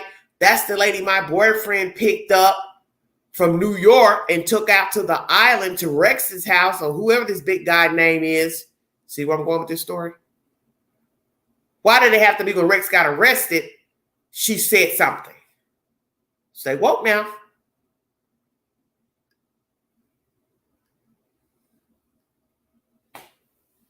You didn't think to say, okay, I believe she was hurt or something was wrong with her that night. So maybe, as you hear here in this commentary, she didn't think no big deal about what was going on because she's listening to the boyfriend or the driver or whoever he is to say, oh, it's just a game. So nothing piqued her interest when the girl went missing. See, they've shown these people faces before. This information was out before Rex even got arrested. Shannon's face, this girl's face, they're missing. So why not think back to that night? Oh, this was like the girl who bingo card was the girl we picked up in New York City. And we took out to the island. See, that's where I have a problem. Was she scared because she's dating a detective, thinking he's involved or he knows more about the story or he knows more about the doings and the nefarious dealings of these people out here on the island? What is the truth? Because what have I always told you about true crime? There's always somebody that knows the truth about murder because most murderers can't hold a secret. Is that what you're now hearing? And some of these people already knew what the hell was going on out there on the island, or they got wind of what was going on and they kept the secret quiet. Because as I said, these women, I'm sure, were posted around New York City and on the news as missing. And Shannon's family have not been quiet. So somebody had to have known something and seen their photographs and them on the news and documentaries before Rex ever got arrested. And you also hear Elsa, whatever her name is, she didn't like sleeping with black women. So did she sleep with other races, Latino, other women? She didn't like black girls. She didn't like black women. Shut your mouth. But you don't mind your husband sleeping with a man. Ooh, I bet you mad now. That cat's out the bag. Now, what will her response be to these allegations that folks was going to her house having sex with her and her husband, and she don't like sex with black women. I'm dead, Freddie, I'm dead. Shut your mouth. Elsa, you got some explaining to do. Shut your mouth. I found her story to be credible. She also mentioned that Rex would go out in the backyard and start a fire at 1, 2 o'clock in the morning, a big barrel that was outside in the back. And she was worried about that too, that it would attract police. Anyway, she seemed credible. She appears to be credible. Think about that comment for just a second. Sorry to interrupt, but I have to be able so I can keep up with everything I got to ask. You have to be there quite a while in order to watch somebody burn something while you are there to have sex with them. Don't you find that strange? But this is how narcissistic he is. He has a God complex. I am king. I am warrior. I'm a killer. I can do it in front of your face. Bet you won't tell. Bet you won't tell. Bet you won't tell. Are you hearing this? This fool is burning stuff in the yard while he's got folks in his house having sex. How would that woman know he's burning something back in a barrel in the back of the house? So now let's ask that question. When they exacted the search warrant months ago, did they see a barrel or a barrel put somewhere hidden in a shed or in a garage? I'll wait. Will they be testing any barrels? Are there any barrels left on the property when they exacted the search? Put your head around that. Wrap your head around somebody inviting people over to have sex, and in the commencement of doing it, stopping, you're burning stuff in a barrel. Burning what exactly? So Rex, we're going to ask you because we know you got a lot of time on your hand. Baby, what were you burning back there if we're to believe this lady's allegations against you? What were you burning in the barrel? I'm dead. This is deep. Way. She seemed credible. She appears to be credible, and she was willing to sign an affidavit to that effect, and that affidavit will be available to everybody. And the details I've just told you, you will find there. The second witness who's come forward. This woman.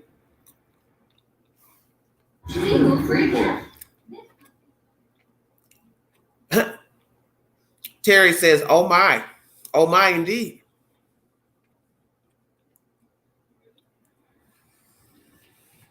Is not a sex worker, never was. She's not a switcher or swapper. She's not involved in any sexual activities whatsoever. She has nothing to gain by coming forward. She's not looking for a book or money or the usual things that you're hearing about out there. None of that. But she came forward because she's very disturbed about what she knows after she also saw Rex Heuermann on television and Shannon Gilbert. And here is her story. She is a banker by day, and at night she worked extra in Suffolk County as a taxi driver to take care of her family. It was a one-parent family. As a taxi driver, she is called from her dispatcher to go to the Sayville Motor Lodge on Sunrise Highway, that infamous place that the commissioner here busted a year ago, and for prostitution and other illegal activities. She's called to go to that place, and that there's a girl awaiting her who's locked in a bathroom and will come out if she flashes her lights and beeps the horn. And she goes there and does that several times. It doesn't work. But then suddenly, a giant man who fits the description of Rex Heuermann comes out, and he's covering his face with his arms so he can't be seen, and he runs to a van or an SUV right nearby that's parked right there. She continues to flash her lights and beep her horn, and out comes a girl, crying, shaking, very upset, and gets in her car.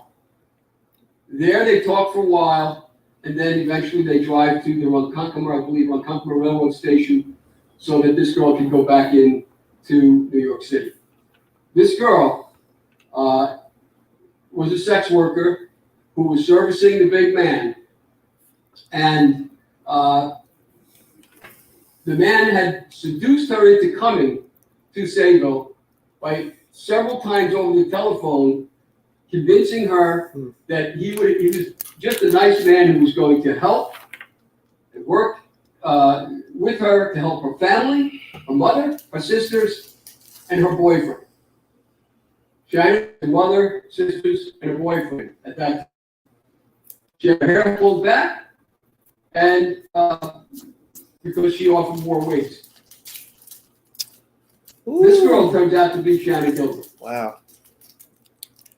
Now, Shannon is lured into doing this particular tryst, and she's given it an envelope, or shown an envelope by the man that looked like it was stuffed full of money. And he tells her, there's $1,000 in there. It's for you and your family no matter what happens tonight. She looks in the envelope when he goes to the bathroom, and it's stuffed with paper. And so she panics and realizes something's wrong. So she goes in the bathroom, and he had become very aggressive, very angry. She goes in the bathroom, locks the door, and calls to get a cab. And that's how she comes out. They speak for over an hour. So the driver knows her well and notices that she has a drooping eye, which is characteristic of Shannon, and also a characteristic of her family, by the way, going back for a generation or two.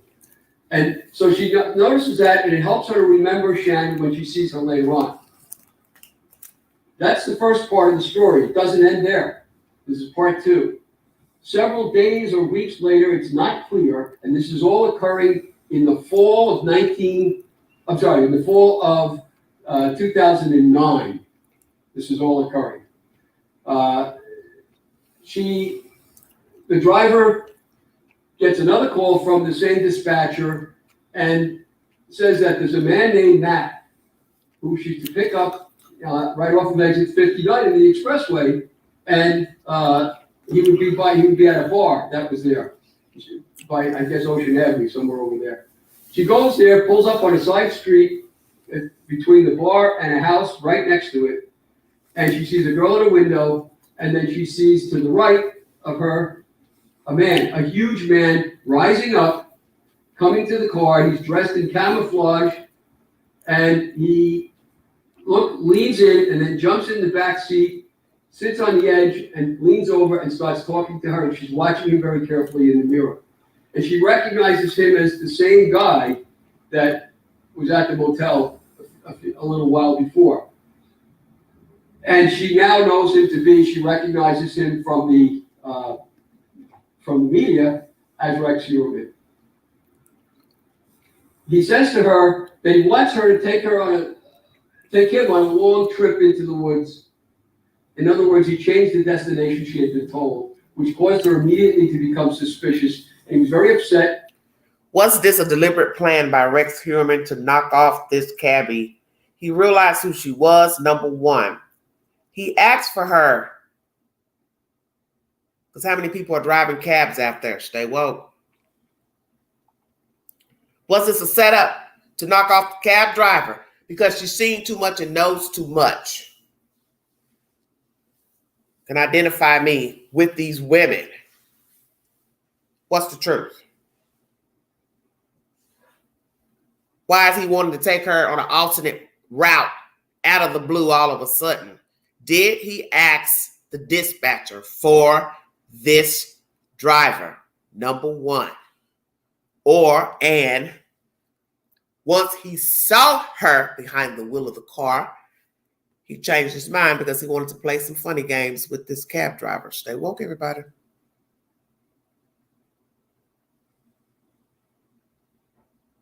Upset, very angry, and he began to dispute with her. She said, I'm not going on a long trip anywhere. And with that, he gets extremely angry and threatens to kill her and tells her, I already want to kill you.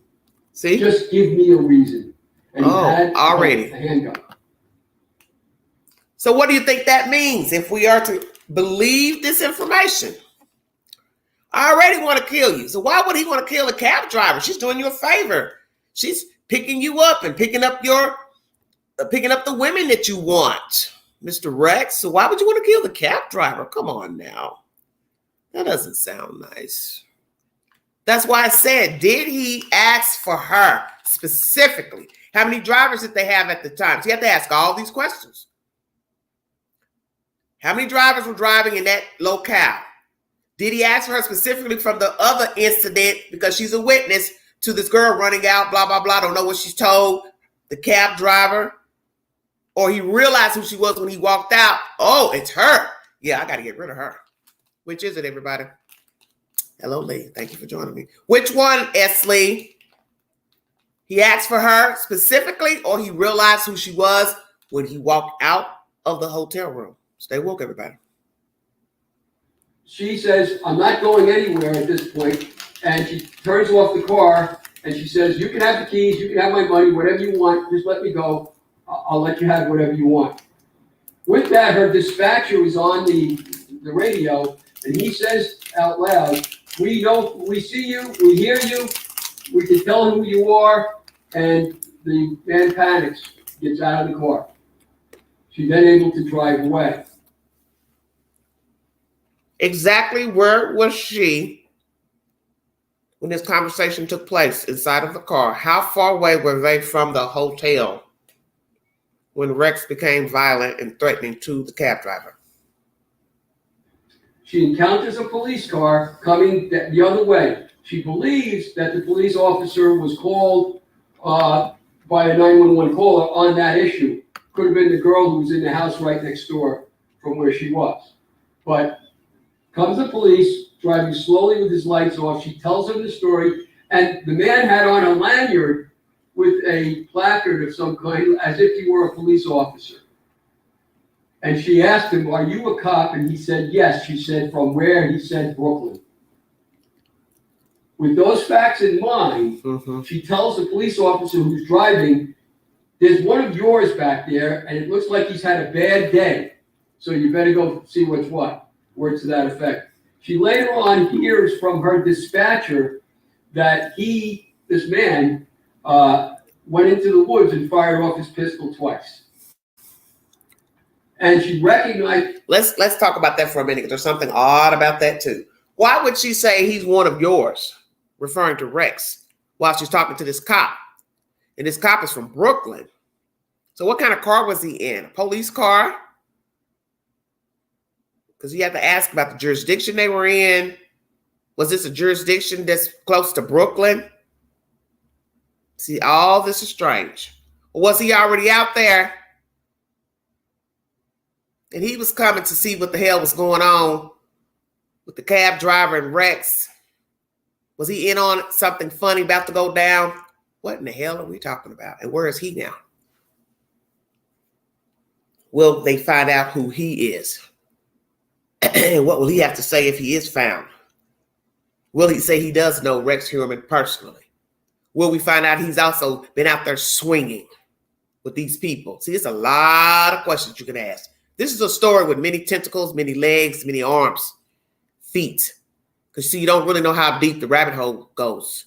And then they had a dirty commissioner who had his hands in all kind of stuff. You can't doubt that other officers and deputies were also just as vile. And that's where it gets really gritty, because you don't know how far down the hole this mess goes with the deaths and the prostitution and, God forbid, any other nefarious deeds. So this is wicked.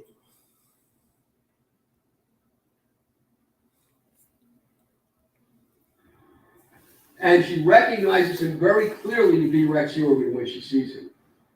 So she's given us this affidavit as well.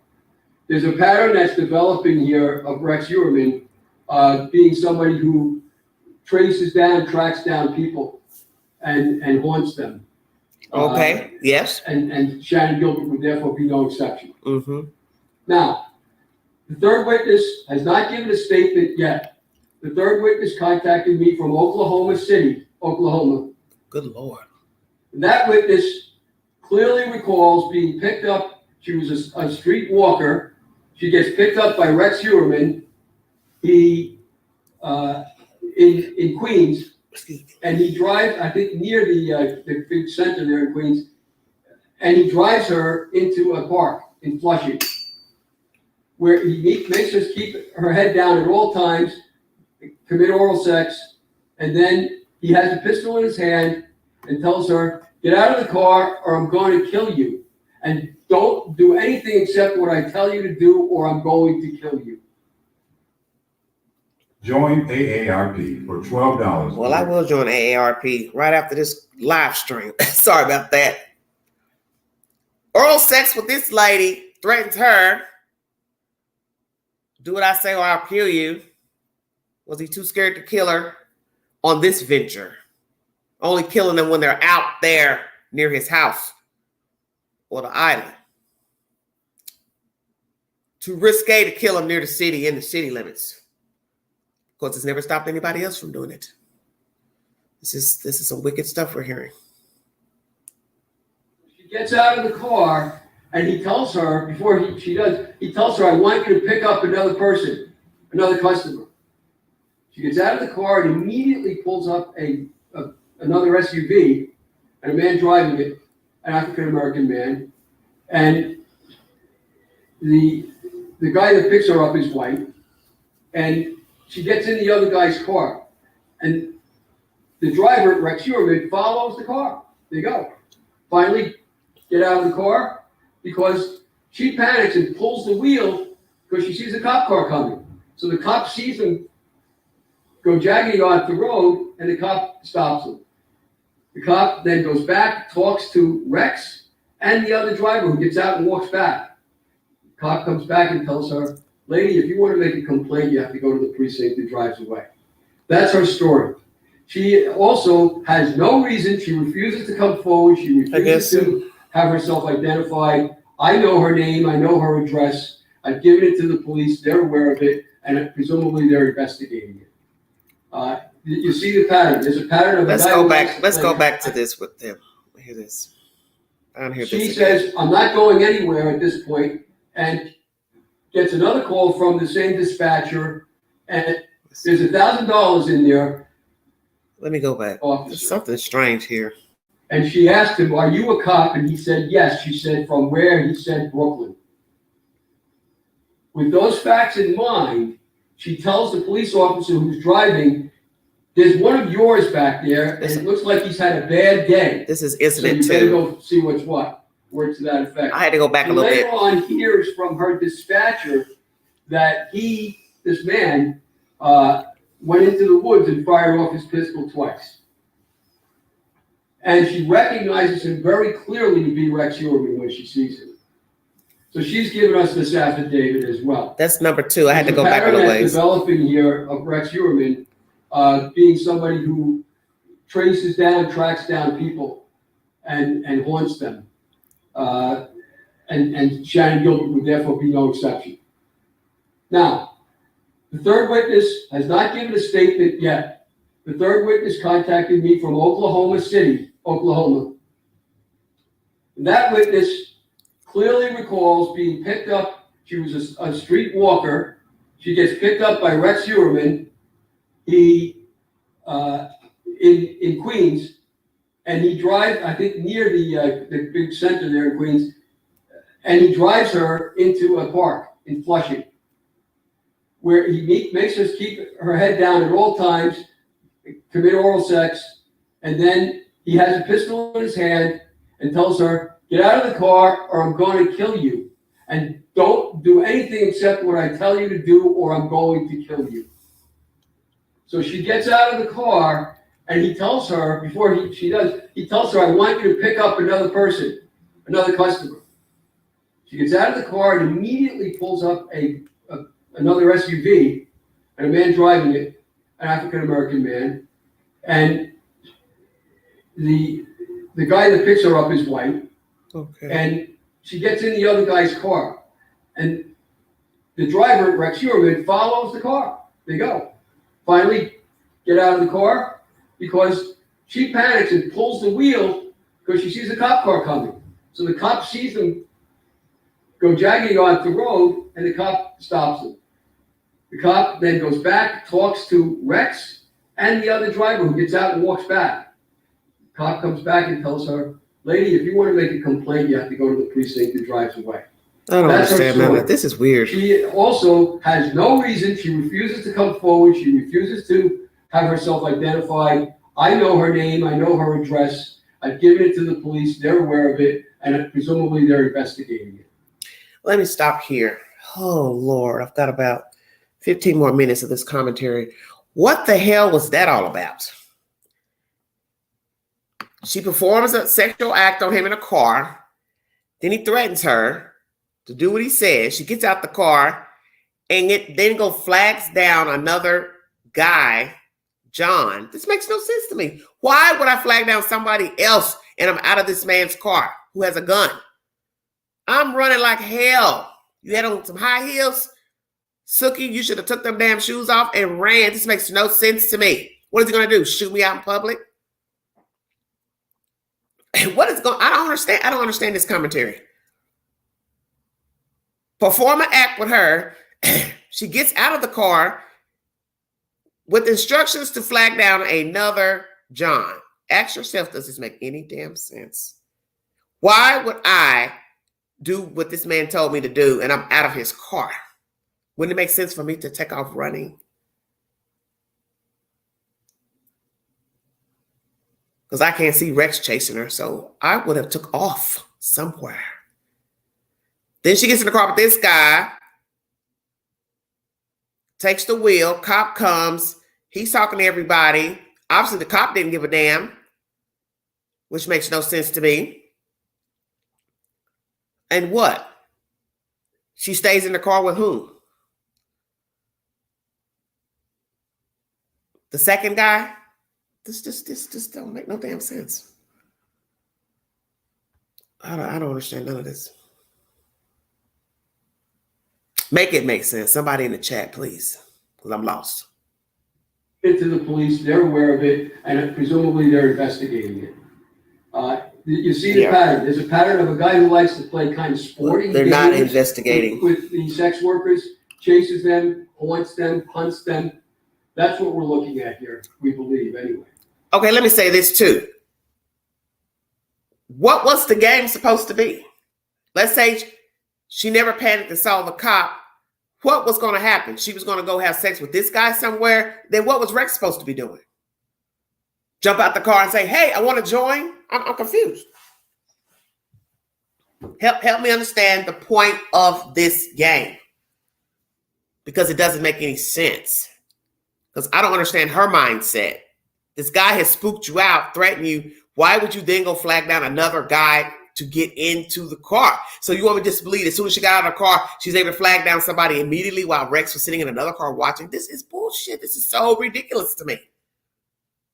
And as I said, had that incident not took place of her grabbing that other guy's car, the other John's car, wheel, what was getting ready to happen? She's getting ready to go with him and do something. And then what was Rex supposed to be doing? Or was that also a setup? Did he already have somebody lying in wait for her to flag down? And they both were going to play funny games with her. What? I'm sure he's very upset after this press conference was released today, because now he realizes there are people to point him out to say, yeah, he did that. Yeah, I saw him do that. Yeah, he put a gun out on me. Yeah, he threatened me.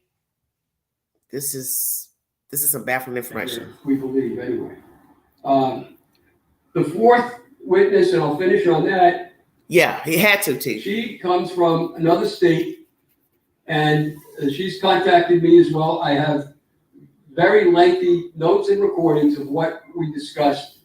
She was a sex worker for many years, back in the time when all of these killings were occurring, and she serviced Rex Heuermann. She said that she would service Rex Heuermann over 20 times, and that he was a serial user of sex workers. He would sometimes have them come two at a time to his house, and his wife was home upstairs, and in one instance got very angry at one of the sex workers because the wife believed that the worker had stolen an iron from ironing clothes and had it in the car. So the driver had to get out, everybody had to search the car. There was no iron.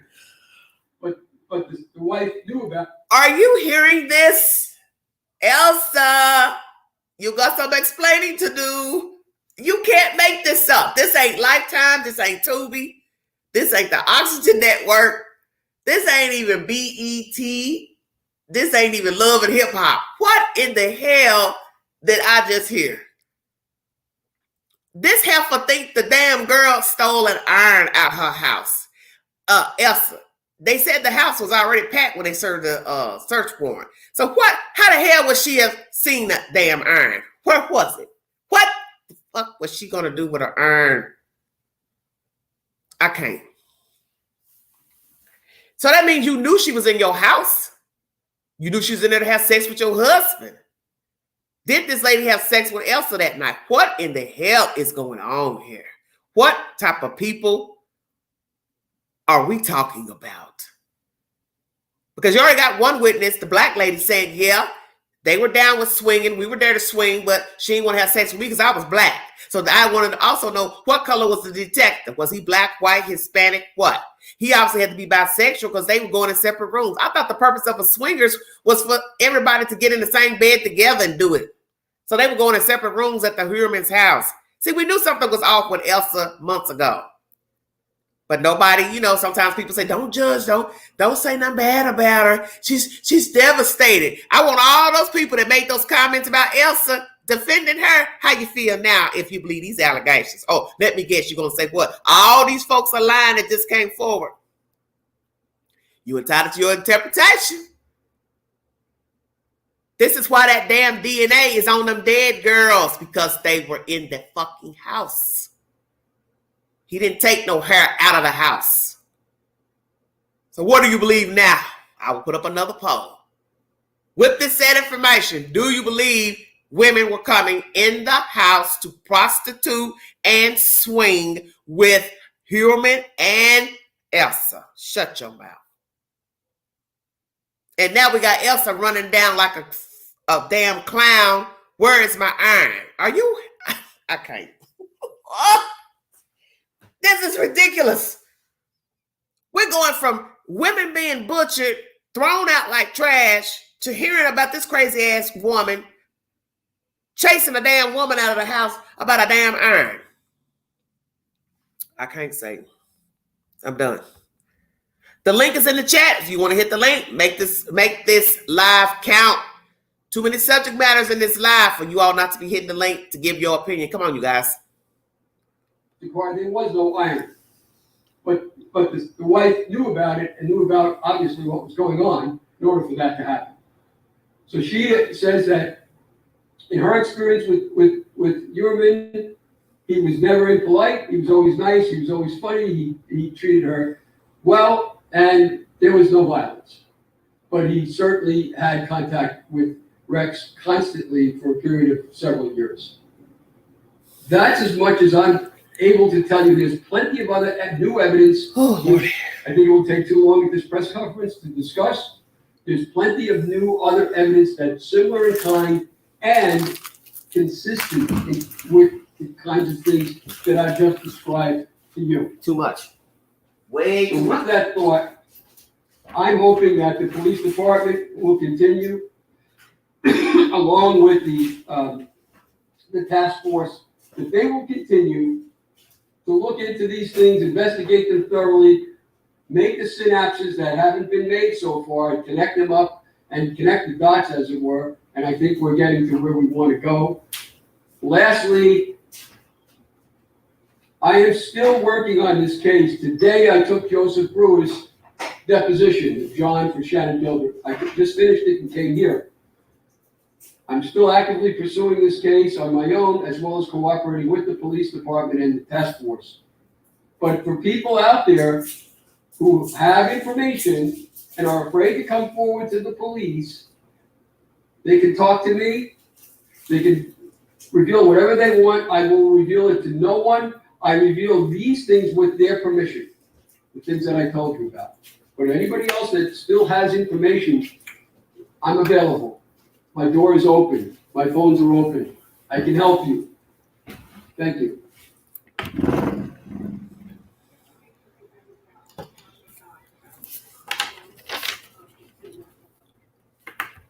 breathe signs your itchy dog's gut needs help. Call this lawyer. He can help you.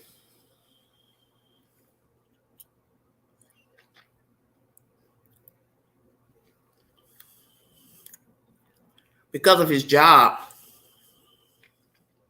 What do you mean?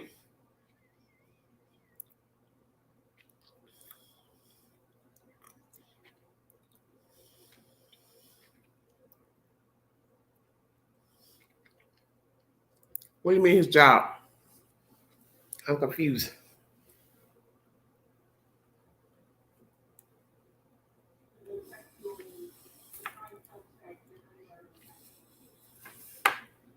You know, I don't want to make Rex Heuermann the prime suspect. I will say this, and I'll share this over and over again. The creation of the task force got us into a good place of being able to identify Rex for 3 of the sex workers that were discovered, and we're looking very good for the 4th one. But we also added 2 more investigators to the task force to take this type of information in and to pursue it, to follow it, to see if this is credible. That's very important, and that's why people don't understand. When I first came into this position, I sat down with John Ray, myself and the members of the task force, to have that conversation about information that he may have, and let's make sure we're putting a dragnet out there regarding any information that's coming to us. That's why I'm going to continue my partnership with John. And if people have a reluctancy to come forward to law enforcement and they want to go to John Ray, then it's important that we take this information and then we follow forward with furthering the investigation. So it's still an ongoing investigation. So I'll leave it. T, he's not a cop. He's an architect, sweetheart. Rex Heuermann was an architect. I think he knew of some cops, the commissioner. That's what I think. I think he knew of some cops out there where he lived. But he's an architect. He's not a cop.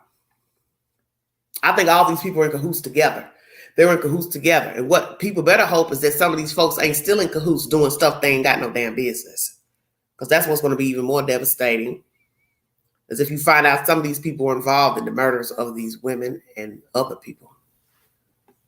And now, with hearing this information, the one cross-dresser that was found out there, that would lead me to believe that possibly Rex knew that person too, killed that person, and knew that there was a man dressed up like a woman, because now we hear he was sleeping with men and women, if we believe this black lady's testament.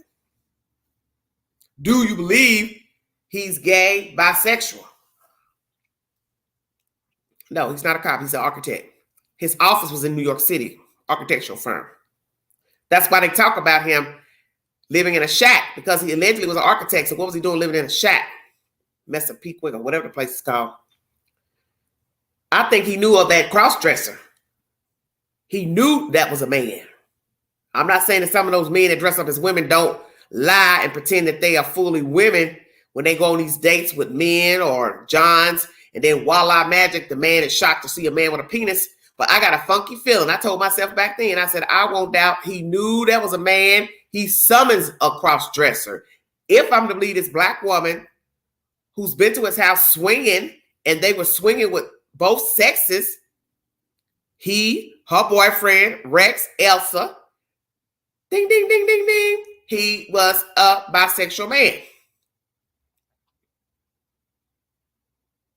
And he, 9 times out of 10, probably summons that cross-dresser that they also found discarded out there on that island. Lord have mercy. This is some hot mess right here.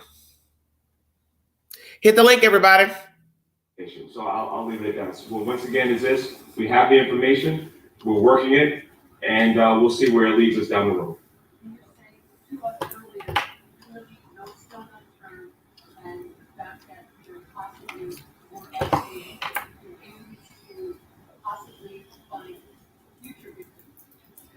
Absolutely, and that's a very good question, and that's why I stand here today with John Ray. People don't want to use our Crime Stoppers hotline, and they feel a lot more comfortable going to John Ray or anybody else. I want to make sure that people understand that we have a job here as law enforcement, as the Suffolk County Police Department to make sure we investigate every single complaint or interest in this case. Make sure that we look under every single stone to see if there is any connection to Rex Heuermann, or if there is connection to somebody else that may be involved with the bodies that were discovered on Ocean Parkway. Ocean Parkway. That's where the cross-dresser was, I believe. So we could go about a month and a half, depending on 2 months, depending on each one. For one of the affidavits, I was actually sat down with the person myself. That just shows you my vested interest in it. Listen, this is something that's very important to me. I'm going to continue to grind to make sure anybody that had an interaction with our defendant, Rex Heuermann, is held accountable in this case. The livery cab driver, the taxi cab driver, yeah. That's the one with Shannon Gilbert, yes, ma'am. Yeah. Anybody else?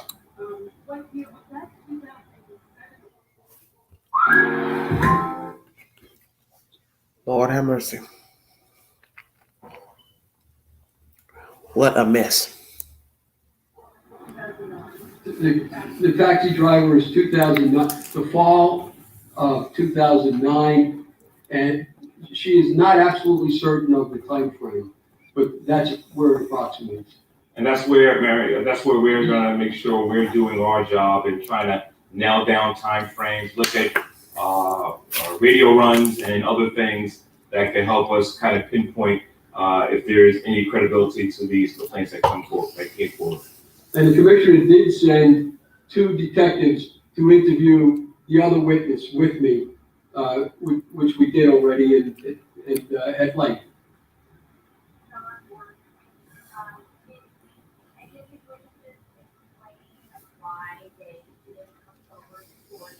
Yes. Yeah, it was certainly a question we had to ask. We have to ask many questions to test credibility. And I'm not saying that people would necessarily lie, although they might, but that they don't remember or they mix up facts with other situations. We had to test all of those things. And so we had to test that too. And in the one case with the witness with the swapping, it bothered her that they left behind this girl, but she had no other reason to think anything of it until she saw this. She actually broke down. She couldn't believe it when she saw the picture and knew that girl. And that happened there. With the taxi driver, the taxi driver did report it. The taxi driver, back when this originally happened, she talked to her, her cousin was a cop. She spoke to her family. She spoke to other taxi drivers. She told a lot of people about it. And then she did contact Crime Stoppers and report it and actually talked to them twice, but nobody called her back. So that's long before the commissioner was involved. So she did come forward and she said, well, when it got reactivated, the issue, then she called me. Okay. Should have went and filed a report at a real police station. Talking to other people, taxi drivers, that's not the police. What can those people do? Nothing. All they can do is pass the story along. Girl, let me tell you what Susie said. Girl, let me tell you what Susie said. That's not talking to the police. You had any concerns, any of these women, you all should have called the police. Especially the black girl, you and the boyfriend that's the detective that left the girl behind at Rex's house. If you had a bad feeling about something, you should have called police. But then now that we look at who was running the police department, sheriff's department, where was that going to go? Nowhere. Because everything's about jurisdiction. And they weren't in New York City. They were in another land with a bunch of hanky-panky going on. And I got a feeling that some of these men were all in cahoots with doing nefarious deeds with women. Possibly men too. And now you have to wonder how many of these men were liking men. Was this some type of underground sex group that was more than just swinging? They're liking men too. Because that would be the assumption. It's just couples swinging with each other, some single people swinging with each other, with couples. but the men ain't sleeping with men. Well, you hear this black lady say, yeah, he did go sleep with that big old great man, that big old monster.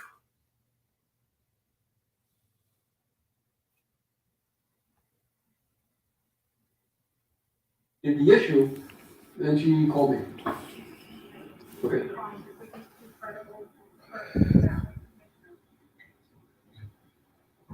So, you know, the way Joran explained it, and you gotta just kind of take this into context. She doesn't have a stake in the game. She's a cab driver at night, had a profession during the day. You know, she's not necessarily from this neighborhood. So, you know, little things like that kind of piqued my interest. And once again, is this, you know, why did she come forward, and her role and story and everything? It's something that we need to take a closer look at, and we need to make sure we're investigating it. And that's why the task force will stay in place. That's why we added more manpower to it. We're going to continue to work with our law enforcement partners and see if there is any nexus to our defendant, Rex Heuermann, or once again, like I said before, if there happens to be another subject out there, we'll look at them as well and see if we can hold them accountable. We both to put forward. All right. That's the new commissioner speaking, African American male.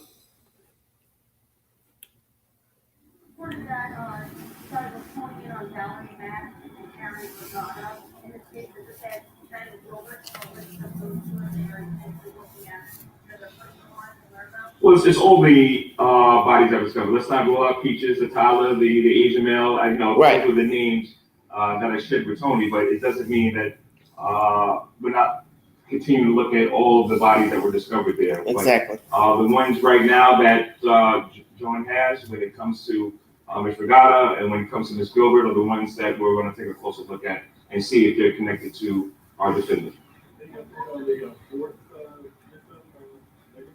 Yeah, so I know our district attorney should be doing an announcement real soon, and he'll keep you advised regarding if there's a nexus to the DNA that was recovered, and if there is a match. So this is one that Rex had sex with both the woman who thinks that we forgot and with other man. I don't think so knowing that indicates he's probably essentially bisexual. Does that make him more of a suspect in the Asian male? Listen, anything is possible, but once again, this is something that we need to investigate, and I'm sure everybody can understand. There's a judicial process still going on. There's ongoing investigation now that this information has been provided to us. I can only share but so much, but I will reassure everybody here, we are not done with this investigation. I want to make sure that that's very clear.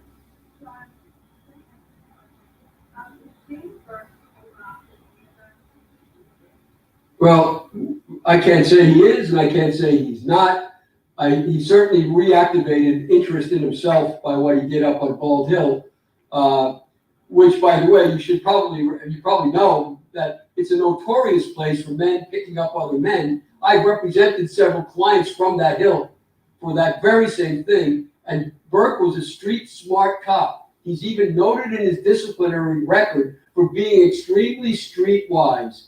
He would have known what goes on up on that hill, but he also would have known the risk he was taking, and he took it anyway. Exactly. Burke, the risk taker, emerges, first of all. And second of all, Burke, who is interested in men, emerges, which is very much consistent with what I had said for years, that he was cross-dressing when he was with some of my clients. Oh, my God. Including Lorena Rickenbacker, and that he had that other interest. Do those other interests matter? Sure they do. If you're going to look at the old police department and see why did Burke get to where he went. Yes, exactly. So easily. Well Could said. it be that there's more sexual improprieties on higher levels than we originally thought? Exactly. It's something that should be looked at. Exactly. I'm glad he said that. Amen. We don't know. Okay, thank you, everybody. Thank you.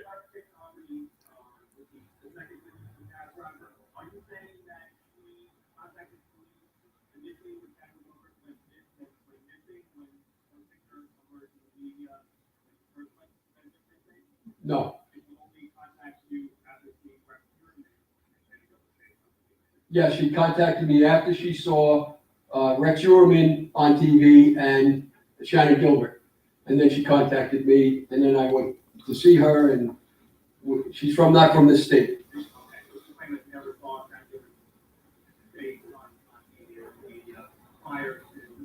That I don't know. I can't say she claimed that. I honestly don't remember whether I asked her that or not. All right, sorry. Thank you, everybody. All right, thanks, everybody. All right, let's get down to business, everybody. Thank you for joining me. We are now into hour 2. Thank you for joining me. One moment, please.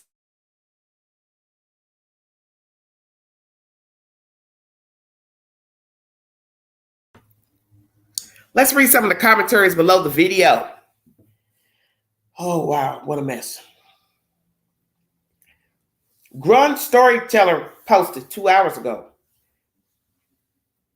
I stand behind John Ray 100%. My friend was here from New York visiting Seattle after arrest of Rex H. She had a close call with him too. She's completely re-traumatized, and John is the only one who patiently listened to her. We recorded all our conversations only so we could have proof, only because some people still think he had help or that there is a second killer out there. Just seemed like it was best to document it. We did not appreciate Chris Cuomo and some of the other shady attorneys pressuring John for witnesses' identities. Why on earth would anyone who's out of the sex industry and gone straight want to put their name out there in public? Thank you, John Ray. He's fighting for the victims and asking for nothing in return. Plus, that snappy little hat is adorable. Yes, he looks very eccentric with his color-coordinated color sock. Somebody responded to her comment. It will hopefully draw out witnesses with more information they may not have thought would help or would not come forward for various reasons. Somebody else says, Miss Gilbert was a hero without her even being aware of that fact. Another person responded, Shannon Gilbert calling 911 and then dying and then finding all those bodies. It was always difficult to believe she died naturally. And I always felt the sentence in her call where the John says he wants to talk with you caused me to wonder if someone else was there. Been waiting for the link to Rex for this case, for the Delphi case. I'm still waiting to see the link between Keegan, Klein, and Allen. What can I say? The brain wants to close the circles. Somebody else replies, got to give the dude props. He decided that was the right outfit to wear and managed to present a semi-coherent statement. Okay, whatever that means. Okay. Thank you both. A great collaboration that will hopefully bring closure to even more families. Man, I'm so proud of these two men. I would like to say I'm so grateful this witness stepped forward. Everyone's praising the police, which I get, but swingers are usually very private about their lifestyle, and the taxi driver also, both of them could have went on with lives unaffected. See, I think there's a connection. And as you also heard Mr. John speaking here about people's memories from a long time ago, you know, you can forget some times and dates and seasons, you know, but I believe there's a pattern. And usually when it comes to serial killers, rapists, sadists, they do have a pattern because old habits die hard. Now, the method of murder sometimes changes, which is used to throw off law enforcement as not to be detected as the killer. But you find 3 people buried the same manner in a tarp. One would use deduction. Okay, the same person did this. Now, as far as the other Ocean Drive discarded bodies, I don't know if they have any bearing on this case, if they're related, but that is the job of the detectives. FBI, state police, or whomever, is to see if there's a common link with those bodies as well to Mr. Rex Heuermann and also these two, Shannon and Karen. It would believe the statements from these people putting these 2 women in his vicinity, there may be some truth that he is also the culprit behind their deaths. You have to admit that it possibly is a link for the very reason the bodies were discovered.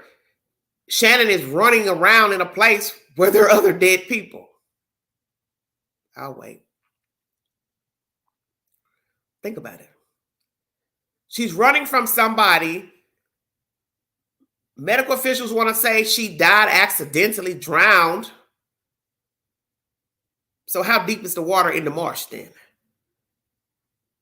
for her to drown? How deep was the water? Number one. Could she swim? Number two. Was she inebriated? I believe she was. I believe she's under the influence of something, because you could tell the way she was speaking on the 911 call that she was not lucid, or that she was under some influence of something. She used the word they, which means, yes, there was more than one person. So you have to tie things in that are obvious. So I'm going to say it again. What are the odds? She goes missing. She's found. And then there are other bodies, or other bodies are found. See, there's a connection. There's a possible connection.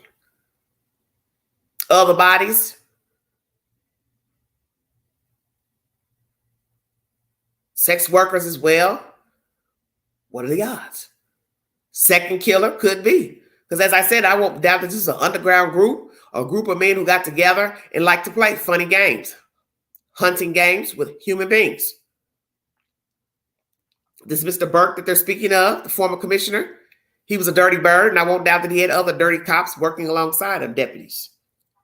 And he's nasty, because I just brought you information pertaining to a recent arrest of him soliciting a Parkable undercover male.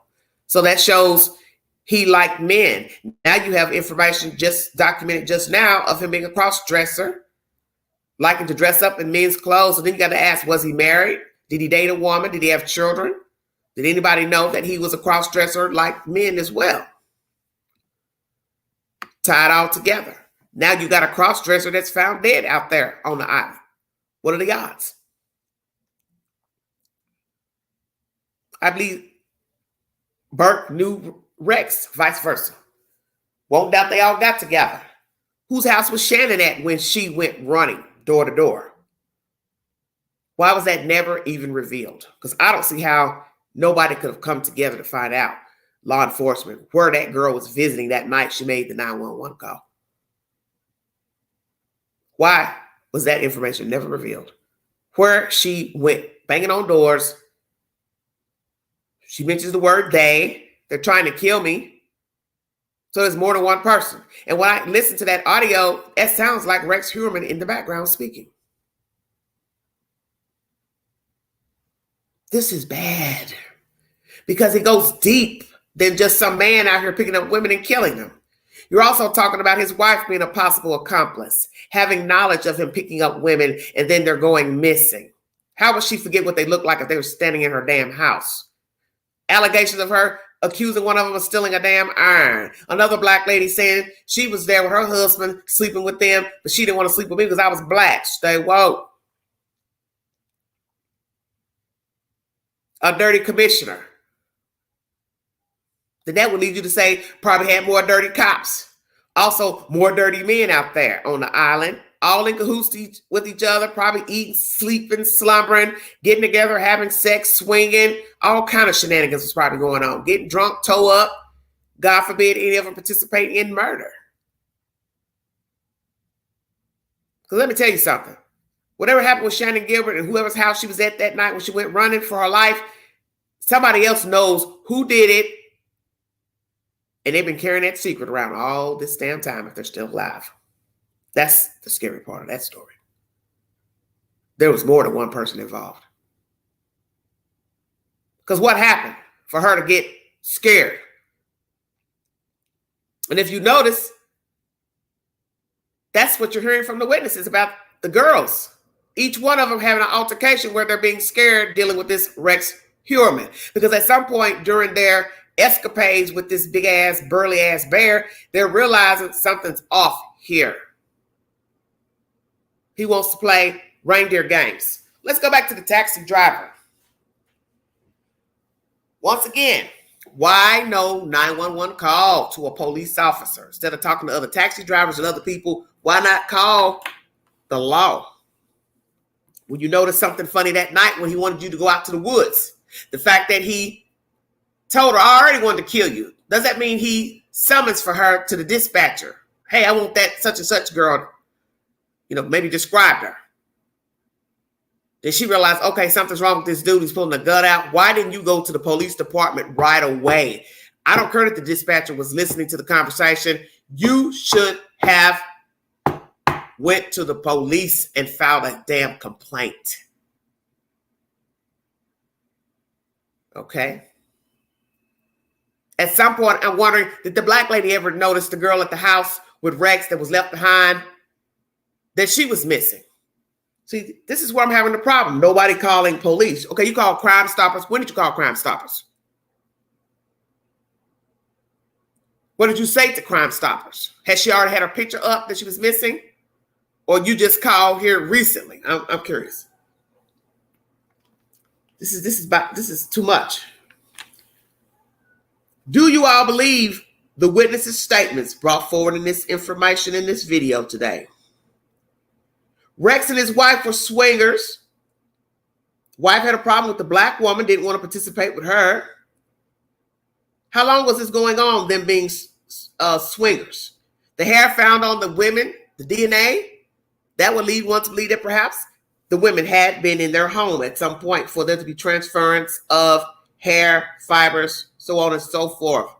Did he kill the women in his house and then dump them at that area where they were found?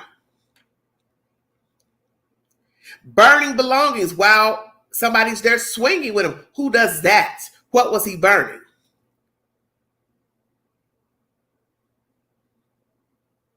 Burning the victims?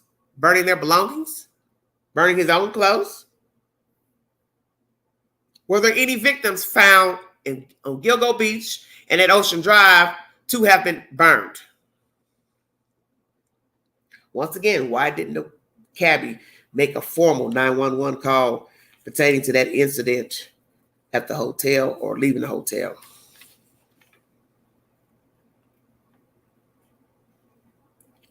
Did he ask for her, or did he realize who she was when he went to the car that night, Mr. Rex Heuermann?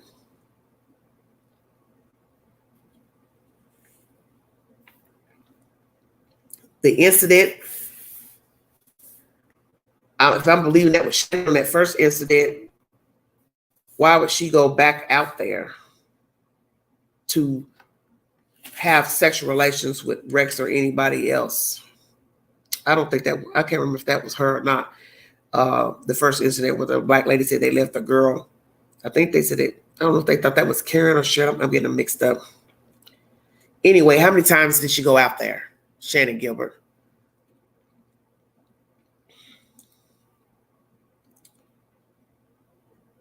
That commissioner guy, does he know Rex? Were they having swinger parties? Did he ever go to Rex's house? Did he ever go to his house? Who all is involved in these swinging parties? Any other cohorts to murder of the victims found out there? Gilgo Beach and Ocean Drive. The fact that the ex-commissioner was soliciting a man in a park recently should tell you now that there is possibly a pattern of all these men that they are bisexual men or gay men. So there's possible truth to what this lady told about men sleeping with Rex Heuermann, her boyfriend, going out there. And once again, this is a black lady speaking of her detective cop. Is he still working as a cop? Where is he today? Will his name be outed? Is he black? Is he white? Latino? What is his nationality? Anyone still working at the police department, sheriff department involved with any nefarious deals, swinging, steal, solicitation?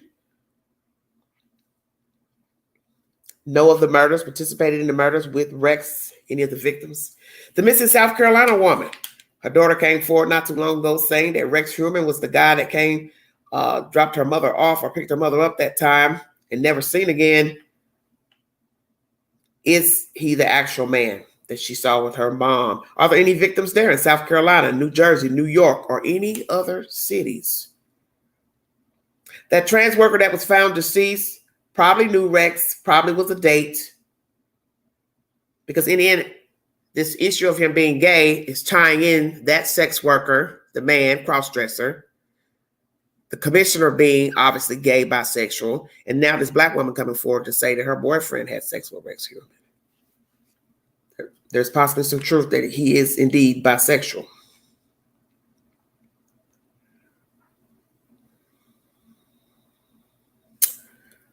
This is some deep, deep stuff.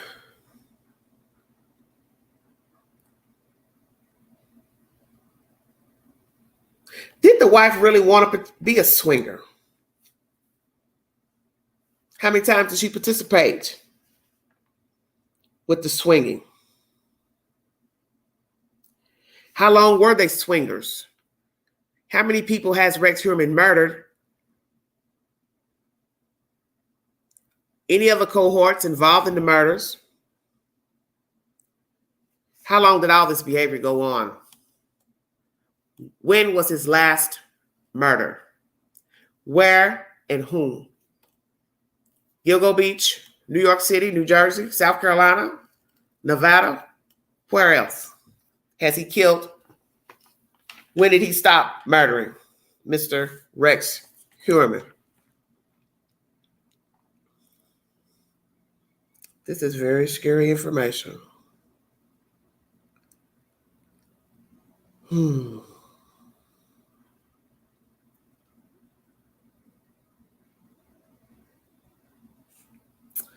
to bring you all the questions I had for this information. That hotel, Sunrise Highway, same place where the commissioner was arrested last year. Also arrested for other illegal activity. Was this a popular place to take women prostitution? What do the people who own the hotel know? Anybody that worked there, the staff, manager, night manager?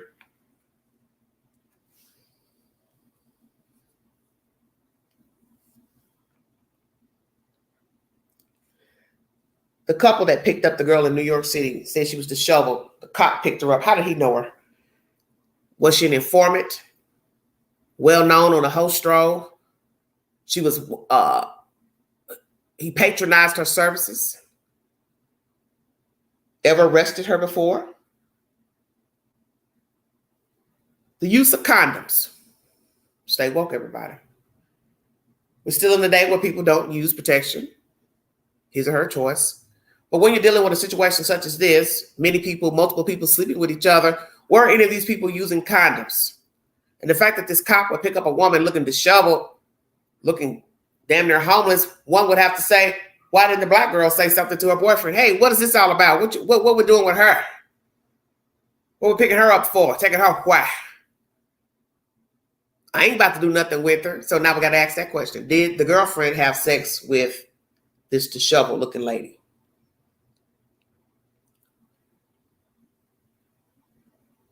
Did the boyfriend have sex with her? Would have believed Rex did or attempted to. She was the one left behind. Also, I believe coming outside and the driver saying, oh, these are just the games they play. So I'm trying to understand the driver. Was the driver the detective or somebody else? And I still don't understand that driver who dropped off Shannon. Because many people thought perhaps he had a role in this nonsense too. You take somebody out in the middle of nowhere to perform sex acts, and you hear or see them running and screaming for their life, and you don't think to get out the car to try to stop them and see what the hell is going on. Obviously, she knew of you and paid you to take her out there, but you're not concerned for her safety. I always thought that was strange. Very, very strange. Why not? What else are we going to find out about Rex Heuermann and his wife, Elsa? What is her response going to be now to the allegations made in this press conference? Will she deny all the allegations? Oh, I was never a swinger, number 1. 2, I'm not bisexual. 3, my husband wasn't bisexual. 4, he didn't murder anybody. 5, no woman came to our house for prostitution or swinger parties. Checkmate. See, I knew something wasn't right when they said how they got the DNA off of the victims and that the DNA was linked to her hair strands. I knew something was foul then. I said, what are the odds? Because if you got more than 2 strands, explain that. Hoarded house or not, why is this man walking around with strands of hair from his wife and they just so happen to be linked to some dead folks discarded out on the beach? Come on now. And it's not saying that you can't transfer hair. It's not saying you can walk outside right now and step on your neighbor's dog hair or cat hairs. And God forbid they pop up missing or hurt or murdered. And somebody want to ask you questions about their demise. And lo and behold, they check the bottom of your shoe and you got their dog hair under your shoe. You see where I'm going with this. And the fact that they live together, people will say, well, you know, that's not really anything strange. Her hair being on his shirt, jacket, or collar, or sleeve. Oh, surely not. Surely not. But more than one, people are going to start to wonder. And then they're going to ask the 2 obvious questions. He transferred the hair onto the victims, or the victims were in his house. And the fact that they were so adamant trying to say nobody had ever been to the house, I thought that was strange. Oh, she was never there, or when these women got murdered. That comment struck me strange. How are you going to say what somebody did and you don't even know the somebody that you're talking about? How can you speak for her, what she did, where she was, when these women went missing, murdered, to say, oh, she was never there? Okay, well, then where was she? Because she's the same person didn't have nowhere to fucking go when the police searched her damn house. And her kids were sitting up here sleeping outside in the car and on the front porch, morning, noon, and night. Checkmate. See, I pay attention. Where are all the friends and family members? She don't know nobody in the state of New York that could have taken her in, her and her kids. She didn't have no money for a hotel room. She didn't have no savings, no money in a lockbox, safe, shoebox. Stay woke. But just so happened when these women pop up dead, oh, she wasn't at home. Showing us pictures of a Christmas tree decorated. What the hell does it have to do with some dead folks? Nothing. A picture is just what it is. A picture. It doesn't mean any damn thing. Oh, they celebrated the holidays. Okay, what does it have to do with the dead women? Nothing. Prove she was out of town when they popped up missing and dead. Bring a receipt. Because now somebody's putting her in the house with different people having sex with she and her husband. So therefore, accusations of somebody stealing an iron and they're looking through the cab for the iron. Now that's a hell of a story to make up right there.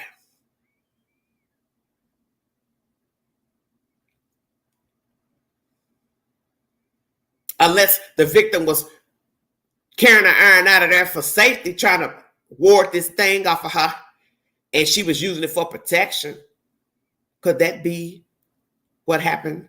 The lady grabbed the iron trying to protect herself. And Elsa, you were right there hearing everything that was going on with your husband and this woman and this mystery iron. I always tell people to pay attention to the details. But the fact that somebody could put Elsa outside that car looking for an iron, that ain't good. Because that means you knew the woman was in your damn house. And why would a prostitute be in your house? For what damn reason? And why would you be accusing her of stealing anything out of your house? Checkmate. See, there's way more to that little pie-faced lady with the freckles. She been knowing about her husband's sexual appetite, sex with women, sex with men, her possible participation in sexual acts with men and women, and possibly the demise of these women. Because you want me to believe that when these people started popping up dead and they start showing their faces, you want me to believe this woman that never look at the news and say, oops, she's been in my house. Oops, she's been in my house. Oops, she's been in my house. Stay woke. Esley says, didn't they say she went to Iceland every summer to see family? She is involved. Oh, well, I don't know. I hadn't heard about that. Maybe a curling iron. Well, whatever it was, he just said an iron. He didn't say a curling iron. That's what I'm trying to understand. Why in the world would this woman want to steal a damn iron? Unless she was using it to try to fight this big ass monster off of her. Because an iron could definitely give you a nice little whack upside the skull. But then we know that a hoarded house doesn't get hoarded overnight. So imagine that. People coming into a house that's hoarded up. Your first intuition coming in this house will be like, what the hell is going on here? What the hell I done stepped into just to go have some sex with somebody? I knew it was more to Elsa than what was said. Because I listened to everything that was said. And my spirit told me something's not right with this information. Why are they so adamant to say she wasn't at home? Because who said that he brought the women there? That's why I knew something was not right with the conversation pertaining to Rex and these victims. Because in order for you to say she wasn't home, that means you've got information to say he brought the victims to the house. And that creeped me out. The thought of knowing these women were in his house, because that's one thing you have not heard anybody say. Where were they killed? Checkmate. Ah, the plot thickens. That never dawned on any of you? All these bodies popping up, and you ain't thought one time where they were murdered? Why 3 dressed up in tarp? Identical? Why is this woman's hair on more than one of the bodies?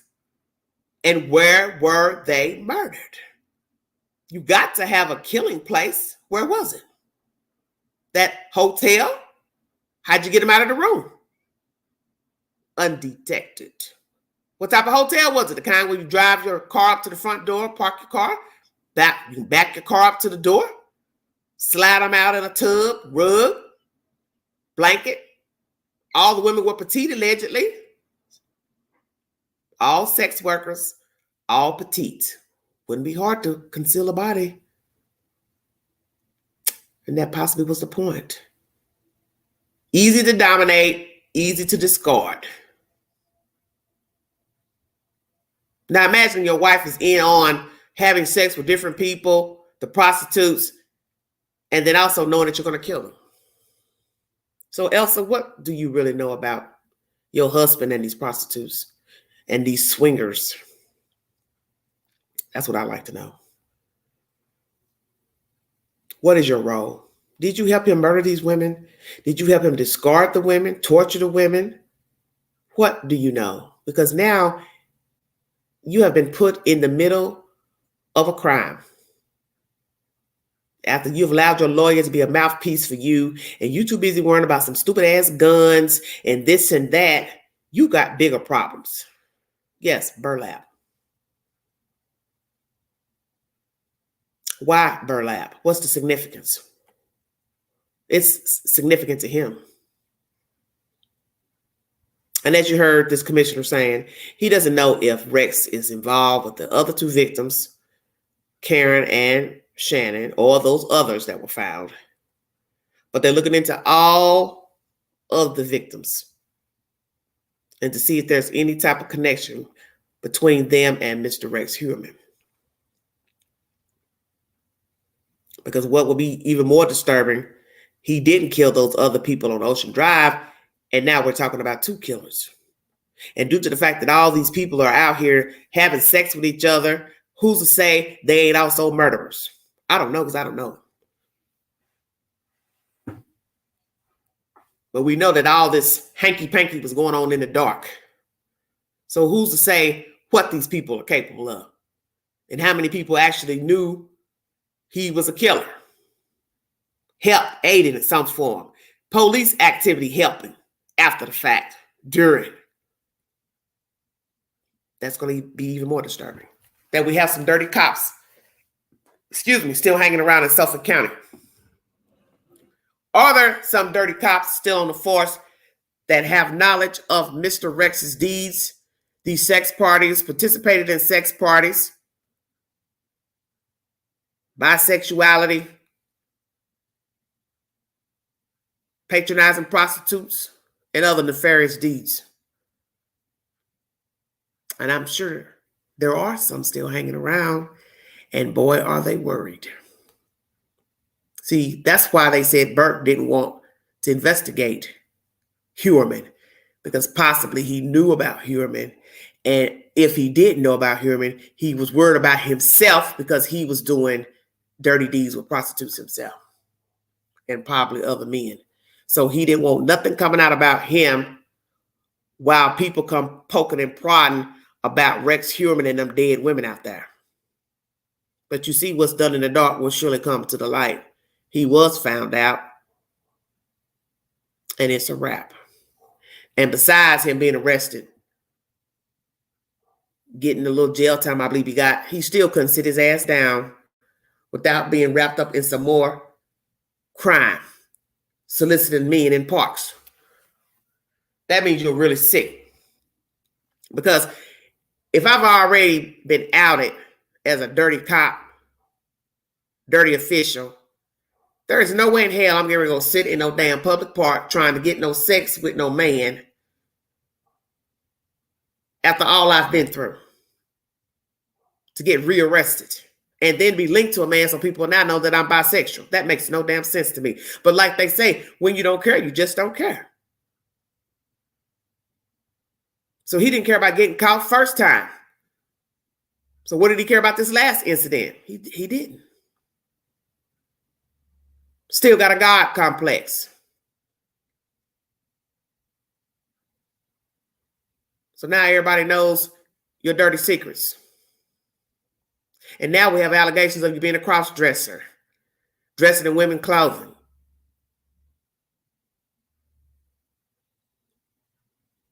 That's a secret some people wouldn't want out.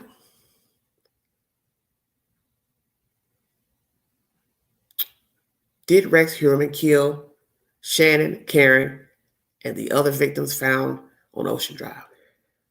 Will we find out that other police officers, deputies, sheriff, members, law officials were involved in the sex parties, murders of these victims, help aid in any form or fashion? Will there be a receipt to Elsa's wrongdoing in these crimes against these women and men? And what will her response be now that somebody has implicated her to being a part of the swingers' delight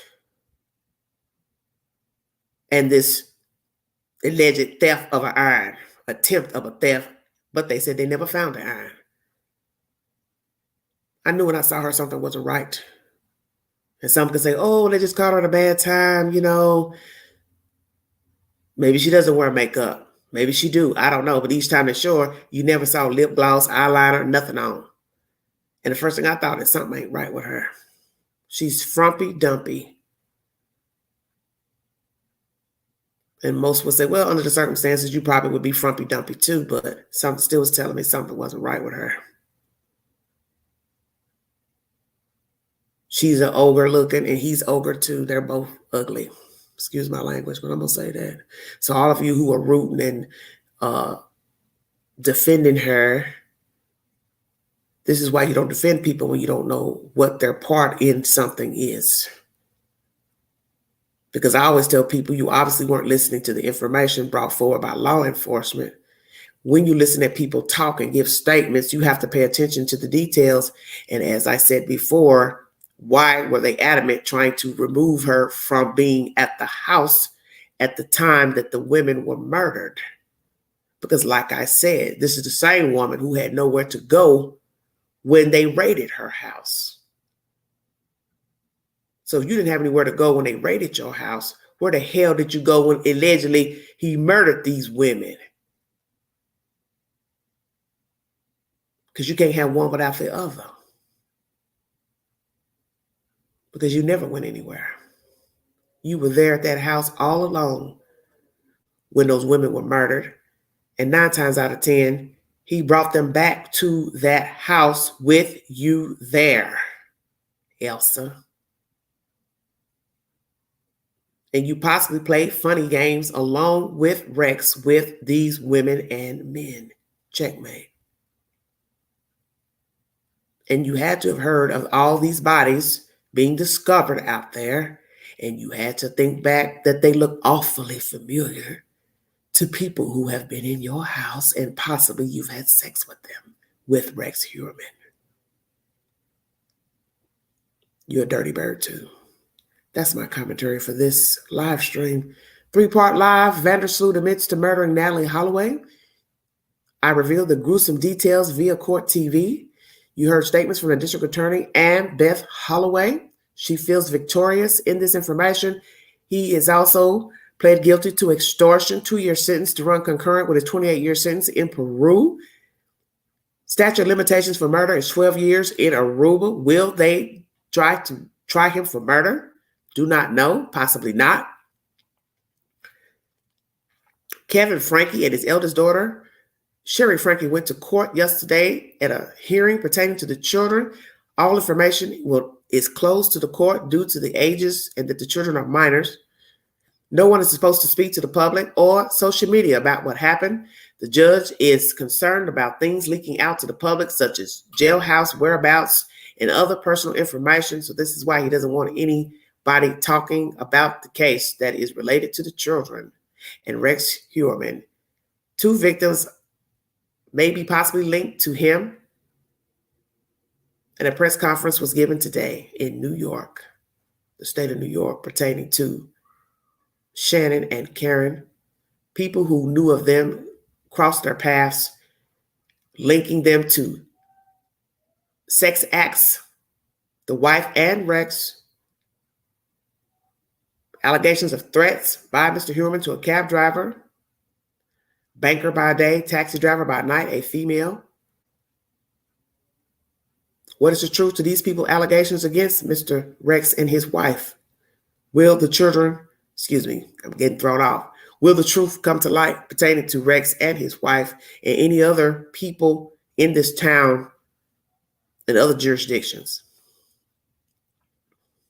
Whose children are grown, Esley? Their children are grown, but one's handicapped, the boy.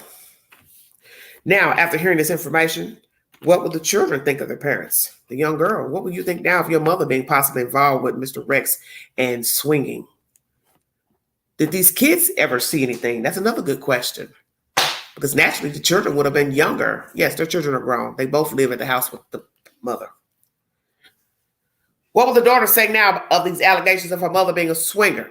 Will she also think that her mother has participated in any way to murder these women, discard the women? What will she think of her mother? Will the boy child be able to understand these allegations against his mother and father? What will now the friends and neighbors have to say of them now knowing they were swingers? Are there other swingers in the neighborhood, town? Stay woke. How far down the rabbit's hole are we treading now? Because as I said, there are probably some other people who are now worried about their business getting out to the street, especially if you are in law enforcement. Because now you're wondering about who this cab driver has seen picking up people at that damn hotel and out on that island.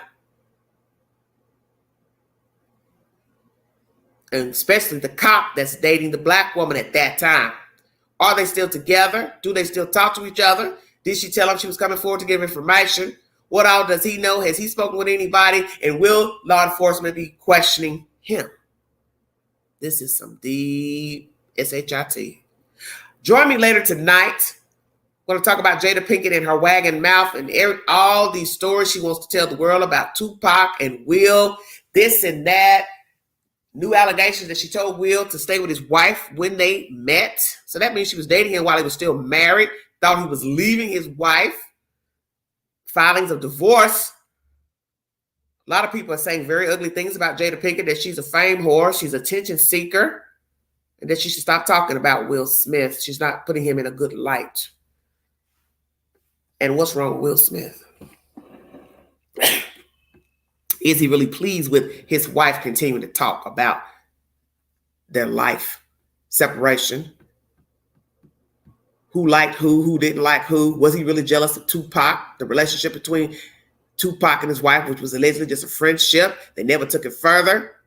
Did she ever tell Will it was never nothing? We never slept with each other. And how does he really feel about her talking now and telling all of their business? That's my last live stream for tonight. Thank you for joining me. If you'd like to donate to this great network, $Big Angie 129 Cash App. Stickers and chats are always welcome during the live. Please enjoy this content. Like, share, subscribe. Drop your comments below. Please take the polls on my channel pertaining to the said information. I tried to put up a poll before going live just to give you a chance to get the information out, share your thoughts. And before I leave this live stream, I'm going to go ahead and read the answers to your polls pertaining to each subject matter in this video. Thank you for joining me.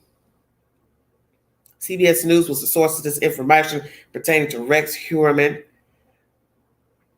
Do you believe the witnesses' versions of Rex Heuermann told in today's press conference? I had yes for all of the allegations, 0%. No for all of the allegations, 44%. Some of them, 44%. Not sure, 11%. Only 9 votes.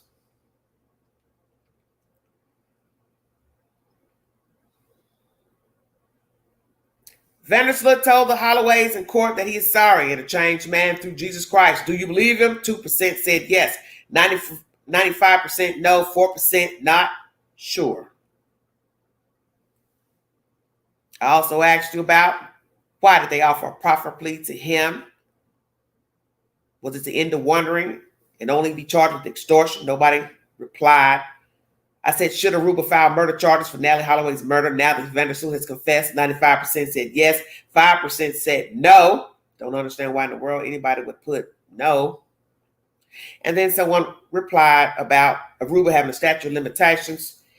And I replied, this is a ridiculous law, but it is a 12-year statute of limitations for those who did not know this. How do you feel about Vandersloot confessing to Natalee's murder, offered this proffer plea and no charges of murder in the U.S.? Naturally, it didn't happen here, so I'm kind of contradicting myself with that. No replies. And the other polls are pertaining to Susan Smith and her coming up for parole next year. Should she be released from prison for the murders of her 2 baby boys? Please follow that content from yesterday where I play a documentary of the man who had an affair with her. And they also mentioned another man by the name of Mr. Cagle, who was a captain in the prison, who also was fired from his job and given 3 months in jail for having an affair with her. I did not hear that he was also on the sex registry list, but they did put Mr. Rowe on the sex registry list. 5 years probation. Why? Did he deserve that?